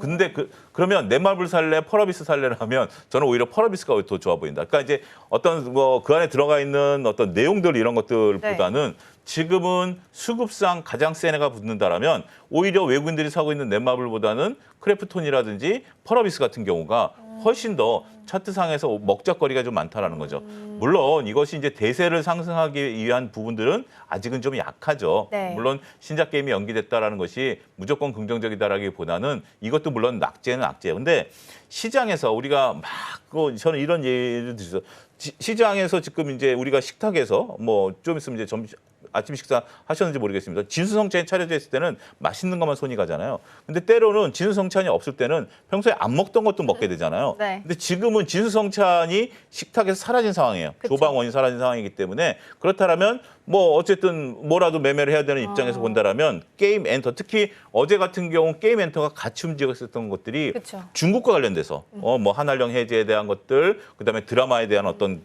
개념들 이런 것들이 나타났기 때문에 대안주로서의 역할도 충분히 가능하다 이렇게 좀 말씀드릴 수 있겠습니다. 오히려 낙폭 과대했던 부분에 있어서 주목할 만한 점이 있겠다라는 말씀을 좀 주신 것 같고요. 그럼 추가적으로 콘텐츠 이야기도 좀 해볼까요? 일단 중국 쪽에 대한 기대감이 지금 높은 상황이기는 해요. 그래서 콘텐츠주들을 자극을 하면서 어제 올라오기는 했는데 이쪽에서 순환이 돌 때 보통 이제 콘텐츠나 드라마가 순환의 끝단으로 보시는 분들도 계셔서 기대감으로 출발을 하긴 했는데 이게 추가적인 연속성을 가져갈 수 있을지 이게 가장 궁금하실 것 같거든요. 일단 뭐 예단하지 예단할 필요는 없다라고 보여집니다. 차트상 보면 어제 이제 강하게 올랐던 스튜디오 드래곤 같은 경우도 오늘 그 봉안에서 움직이고 있지 않습니까? 네. 오늘 이제 작은 변동성을 좀 보이고 있는 거죠. 오늘 시장이 만약 강세장이었다라면 저는 양봉이 나왔을 거라고 보여지지만 시장이 지금 이제 조정 상태에서 스튜디오 드래곤이라든지 크래프톤이라든지 펄어비스 같은 경우에 음봉이라면 차트상 단기 조정이다라고 말씀드릴 수가 있겠죠. 뭐 이 정도는 굉장히 강한 부분들이기 때문에 글쎄 얼마까지 갈지는 모르겠습니다. 하지만 저는 지금은 스윙 구간에 이제 충분히 들어왔다라는 측면을 좀 봐야 될 것 같고 스튜디오 드래곤이 일단은 오늘 이 정도 차트가 보여진다라면 내일이나 모레 정도에 다시 한번 슈팅이 나올 가능성도 있어 보이는 차트로 보입니다. 왜냐하면 어제보다 거래량이 없는데 주가가 밀리지 않고 있다는 거죠. 굉장히 중요한 포인트 중에 하나다라고 말씀을 좀 드릴 수가 있기 때문에 일단 지금은 우리가 뭐 시장을 큰 흐름으로 읽기보다는 작은 흐름으로 그 구간 내에서 움직이는 것들을 읽어내서 매매를 하는 것도 하나의 훌륭한 대안이 되지 않을까 싶습니다. 어제 강했던 CJ ENM도 오늘은 빨간색을 보이고 있다는 거 이런 것들도 연속성에 대한 기대감이 높여가는 내용이 아니겠나 싶습니다. 그래도 긍정적인 말씀을 좀 해주신 것 같아요. 게임이랑 콘텐츠 관련한 두 번째 테마까지 확인을 해봤고요. 시간이 많진 않지만 2차 전지 쪽 짧게 질문을 좀 드려보도록 할게요. 어제를 돌아가서 생각해보면 지지부진한 지수 속에서도 그래도 방어를 좀 해줬단 말이죠. 그러면 오히려 해지 섹터로서 앞으로 매력이 좀 부각될 수 있을까라는 좀 궁금증이 생겨서 어떻게 보실까요? 일단 LNF가 살아있다는 거. 지금 이제 2차 전지 대장주는 LNF입니다. LNF 차트가 대장이기 때문에 LNF가 살아있다는 거고 또 원전이 안 되면 우리가 신재생을 또 해야 되겠죠. 그쵸. 그러면 ESS를 또 봐야 되겠죠. 그러면서 그런 대안에 대한 어떤 좀 부분들도 좀 있는 것 같아요. 역시 LNF가 살아있으면 에코프로라든지 이런 것들의 차트에 대한 부분들이 좀 있는 부분들이 있기 때문에 지금 이제 더군다나 이제 많은 인플루언서분들이 2차전지를 다시 또 강하게 얘기하시는 것 같아요. 우리가 유튜브의 영향력도 뭐 인정 안 할 수가 없는 부분들 인정 안 할 수 없는 거기 때문에 그런 부분들을 놓고 보면 이제 많은 사람들이 관심이 가면 매수 버튼을 누르게 돼 있다라는 측면이 있어서 보면 저는 2차 전지 같은 경우도 지금은 차트를 놓고 플레이가 충분히 가능하다.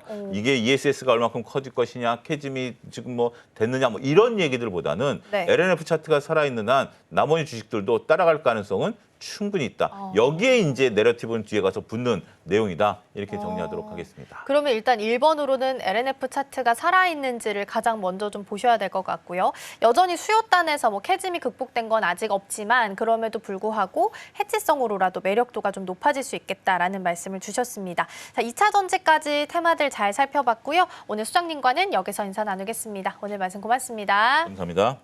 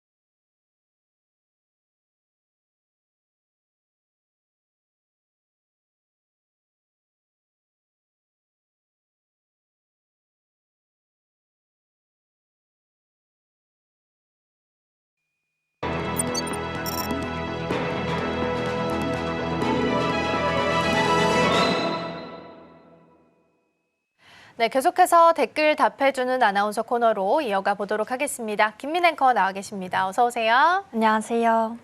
네, 오늘도 댓글들 살펴보면서 투자 고민 해결해 보겠습니다. 먼저 첫 번째 댓글 화면을 통해서 함께 만나보시죠. 네, 오늘의 첫 번째 댓글입니다. 방산업계 올림픽이네 누가 따내든 대박이라는 댓글이고요. 방산이 요즘에 좀 주저하는 움직임이 나타나고 있지만 그거와 별개로 빅매치 소식이 있어서 한 가지 좀 전달을 드릴까 합니다. 각각 기업들이 컨소시엄을 구성해서 전자전기 개발 사업에 맞붙었다고 하는데요. 어떤 내용인지 먼저 살펴보겠습니다. 네, 말 그대로 한국항공, 이 우주산업과 하나시스템, 또 그리고 LIG 넥스원과 대한항공이 각각 컨소시엄을 꾸렸다는 소식이 있었죠. 또 1조 8천억 원 규모의 한국전기전자 이 개발 사업에 맞붙었다라는 소식이 전해졌는데요. 여기에서 전자전기는 말 그대로 하늘 위 전자전 플랫폼이라고 보시면 되겠습니다. 이 적의 레이더나 통신을 전자파로 교란을 시켜서 아군을 지키는 동시에 또 전시에선 적의 지휘, 또 통신 체계를 마비시키는 그런 핵심 역할을 하게 됩니다. 평시에는 주변국 전자신호를 수집하고 분석하면서 이런 위협 정보들을 파악하는 정보 자산이 되겠는데요. 여기서 중요한 건 이 기술을 독자적으로 갖춘 나라가 미국과 중국, 또 러시아, 현재까지는 단 3나라의 일일 뿐이라고 전해졌습니다. 우리 공군은 지금까지 미국의 이 그라울러 같은 전자전기에 의존을 해왔는데 2030년대 중반부터는 자체 전자전기를 운용하겠다는 새로운 목표를 세운 겁니다. 정부가 이에 맞춰서 1조 7천억 원이 넘는 예산을 투입하는 것도 바로 전자전 독립과 또 글로벌 기술 클럽 진입에 있다는 소식까지 함께 전해드립니다. 네, 각각 기업마다 컨소시엄을 구성하면서 일단 전자전기 개발 사업에 맞붙었다라는 내용들을 좀 살펴봤습니다. 자, 그러면 기업들로 봤을 때 경쟁 구도는 어떻게 구성이 되는 걸까요? 네, 현재 판은 흥미로운 매치적인 성격이 강하다 이렇게 좀 확인해 볼 수가 있습니다. 하나와 LIG는 이 천공3 개발 때 맞붙었고 또 대한항공은 이 블랙호크와 개량 사업에서 승부를 겨룬 적이 있었는데 각각 수성전과 서륙전 성격이 짙습니다. KI 그리고 한화 컨소시엄은 항공기 개조와 또 통합 역량을 강점으로 세우고 있죠. 민항기를 군용 전자전기로 바꾸려면 가망 인증이 필수인데 이 군민 가망 인증만 1000건 이상을 해온 경험이 또 있다는 소식도 함께 전해드릴 수 있겠습니다. 여기에 또 KF-21 유무인 복합체계 같은 전투기 개발 로드맵과의 연속성도 강조합니다. 즉 단순히 이번 1단계 사업에 그치는 것이 아니라 앞으로 적진을 깊숙이 침투해 또 교란할 수 있는 2단계에서 3단계 전자전기 개발까지 고려한다면 이런 국산 전투기 기반을 가진 자신들이 필수적이라는 논리를 또 펼치고 있고요. 반면 LIG와 또 이런 대한항공은 전자기전 장비 기술력을 전면에 내세우고 있는 것을 또 확인해 볼 수가 있습니다. 탑재용, 또 함정용, 그리고 차량용 지상전지전 장비까지 전 영역을 커버할 수 있는 다양한 기술을 보유하고 있고요. 2023년에는 말레이시아, 또 2024년에는 페루와 이런 관련된 장비를 계속해서 수출하면서 또 계속해서 실증도 입증하고 있는 상황입니다. 또 400여 명에 달하는 전문 인력을 확보한 건 현재까지 국내 최대 규모다라고 설명할 수 있겠고요. 여기에 대한항공은 그간 축적한 항공기 개조 결함까지 또 결합을 하면서 장비 기술력과 또 개조 실적이라는 이런 투트랙 전략을 펼치고 있는 것으로 보여집니다. 네, 이번 사업 결과에 따라서 한국 전자전 역량의 방향이 결정되지 않을까 싶습니다. 사실 조방원 중에서 방산 쪽이 최근에 우크라 재건 이슈가 불거지면서 오히려 좀 빠지고 있는 상황이긴 합니다. 그럼에도 불구하고 이런 이야기들 좀 나오고 있으니까 추가적으로 함께 살펴보시면 좋겠습니다. 자, 그럼 이어서 두 번째 댓글 화면을 통해서 함께 만나보겠습니다. 네, 오늘의 두 번째 댓글입니다. 스타링크 드디어 한국 상륙인가요? 라는 댓글이고요. 이번에 저궤도 위성통신이 국내에서 9월쯤에 서비스를 시작한다라는 이야기들이 솔솔 나오고 있습니다. 사실 이번 하반기에 가장 기대하는 이벤트 중 하나기는 한데요. 어떤 내용인지 먼저 살펴보도록 하겠습니다. 네, 먼저 저궤도 위성통신은 이 기존 공급망과는 조금 다른 점이 있습니다. 수천, 수백 개 또 이런 소형 위성을 활용하면서 인터넷을 공급하는 차세대 통신 기술이라는 점에서 기존의 기술과는 조금 다른 면을 확인해 볼 수가 있죠. 현재 국내에서는 프랑스, 또 영국의 합작사 유텔셋의 위냅과 또 미국 스페이스X의 스타링크가 이 서비스 준비를 동시에 진행하고 있는 상황입니다.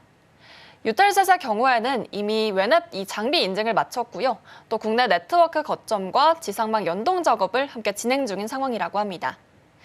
이 KT셋 관계자는 8월 안에 장비 설치가 끝난다면 9월부터 본격적인 서비스가 가능할 것이다. 또 이렇게 보고 있긴 합니다만 스파이스X에도 국내에서 장비 인증을 완료하면서 이 서비스 개시 준비를 마무리하고 있는 것으로 파악이 됩니다. 현재는 안테나 단말 한 종만 인증을 받았지만 순차적으로 나머지 장비까지 승인될 전망이라고 또 이야기가 나눠지고 있고요. 또 여기에 더해서 이런 점들이 장기적인 투자의 전략이다라고 또 평가받고 있습니다. 네, 저궤도 위성통신에 대한 시장이 이제 하반기에 열릴 것으로 예상이 되다 보니까 관심도가 좀 높은 상황이긴 했습니다. 근데 이제 주가상으로 보면 사실 추가적인 연속성을 가져가긴 좀 어려운 섹터다 보니까 아쉽긴 한 상황이긴 한데요. 만약에 이런 서비스가 국내에서 시작이 된다면 어떤 변화가 생기는 건지 이 부분도 좀 짚어볼까요? 네, 먼저 장점부터 함께 이야기 나눠보면 좋을 것 같은데요. 저궤도 위성통신은 사실 이 지상망이 붕괴하거나 또 기존의 이동통신망이 어떤 도달하지 못하는 이런 도서와 산간 지역에서도 안정적인 인터넷 연결이 좀 가능하다는 점이 큰 장점으로 펼쳐지고 있습니다. 예를 한번 들어보면 이 재난 상황에서 지상망이 끊길 때 이런 위성 통신을 이용해서 통신이 가능하다는 점이 있고요. 특히나 기존 이동통신망을 보완할 수 있는 그런 새로운 역할도 할 수 있다는 장점이 있겠습니다. 여기에 더해서 최근에는 이 스타링크와 원앱 모두 국내 기간통신 사업자와 또 협정을 마친 상황이라는 그런 보도가 나왔죠. 그렇기 때문에 이 스페이스X는 한국 법인과 이런 기간통신 사업자 등록까지 현재는 완료한 상황이라고 또 이야기가 나눠지고 있습니다. 그렇기 때문에 이 상황을 좀 종합적으로 정리해보자면 단순히 실험 수준에 그치는 것이 아니라 앞으로 상용 서비스를 바로 시작할 수 있는 그런 새로운 국면에 진입했다라는 소식까지도 이어지고 있고요. 여기에 더해서 살펴보자면 통신 인프라 측면에서는 혁신적인 변화가 또 예상된다는 이야기도 나오고 있습니다. 기존에 살펴보시면 기존에는 이 통신망 구축이 좀 어려운 지역에 새롭게 네트워크를 설치할 때 아무래도 비용이나 시간적인 측면으로 부담이 많이 되기 때문에 좀 그런 부분들이 좀 부담으로 작용을 했는데 저궤도 위성통신의 경우에는 사실 이를 단기적으로 해결할 수 있다라는 부분까지 확인이 되고 있고요. 또 이번에는 기업의 관점으로 함께 살펴보겠습니다. 먼저 기업의 관점에서는 새로운 시장이 열릴 수 있을 것이다라는 이야기가 나오고 있죠. 원앱과 스타링크 모두 국내에서 이런 리셀러와 협업 작용을 통해서 고객 확보, 또 나아가서 마케팅을 계속해서 준비 중인 상황입니다. 그렇기 때문에 또 소비자용 입장에서는 인터넷 서비스를 넘어서 이 기업과 공공기관, 또 재난에 대한 대응 분야까지 앞으로 이 활용의 영역이 매우 넓다는 점이 특히나 주목을 받고 있고요. 또 앞으로 또 기술과 인프라가 안정이 된다면 장기적으로 봤을 때도 5G 그리고 6G 등 이런 차세대 이동통신망과의 시너지도 함께 기대해 볼 수가 있겠습니다. 그렇기 때문에 오늘 내용을 함께 정리해보자면 국내 통신시장 전반에 또 보완적이고 앞으로 확장적인 효과까지 가져올 수 있다는 그런 특장점이 있습니다. 네, 원웹과 스페이스X의 그 스타링크가 같이 나란히 국내에 좀 들어올 준비를 하고 있다라고 보시면 될 것 같고요. 이제 9월 상용화 기대감이긴 한데 목표는 이제 연내에 상용화 기대감으로 가능할 것으로 현재 좀 보고 있긴 합니다. 최근에 이제 스페이스X 덕분에 점상을 갔던 종목이 있죠. 스피어란 종목이 있는데 오늘은 한 5% 정도 하락을 하는 모습, 5.4% 하락세 연출하고 있습니다. 스페이스X의 특수 합금 관련한 공급 계약 체결 소식이 있어서 최근에 좀 주목을 받았던 종목이기도 합니다. 우주항공 관련해서는 하반기에 일정들이 좀 남아있는 상태이기 때문에 계속해서 주목해 보셔도 좋지 않을까 싶습니다. 자, 두 번째 댓글까지 잘 확인해 봤고요. 김민 앵커와는 오늘 여기서 인사 나누겠습니다. 오늘 말씀 고맙습니다.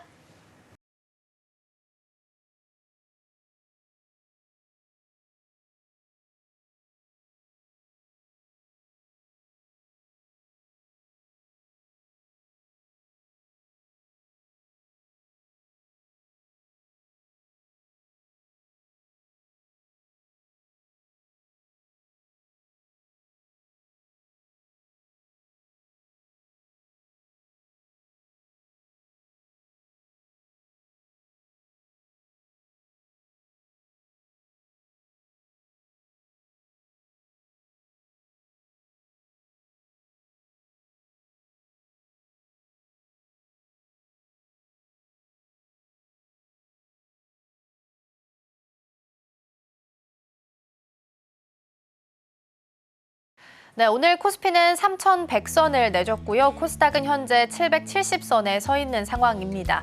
외국인 투자자가 양시장에 들어오고 있긴 한데 선물 쪽에서는 3,000계약 넘게 지금 매도 포지션 찍혀 있는 상황이라 오후장에 더 크게 흔들릴 수 있다는 부분도 함께 염두에 두셔야겠습니다. 저희가 방송 중에 제공해드린 정보는 투자 판단을 위한 조언일 뿐 해당 종목의 가치와 수익률은 보장하지 않습니다. 저희는 내일 더 다양한 소식 준비해서 돌아오겠습니다. 시청해주신 여러분 고맙습니다.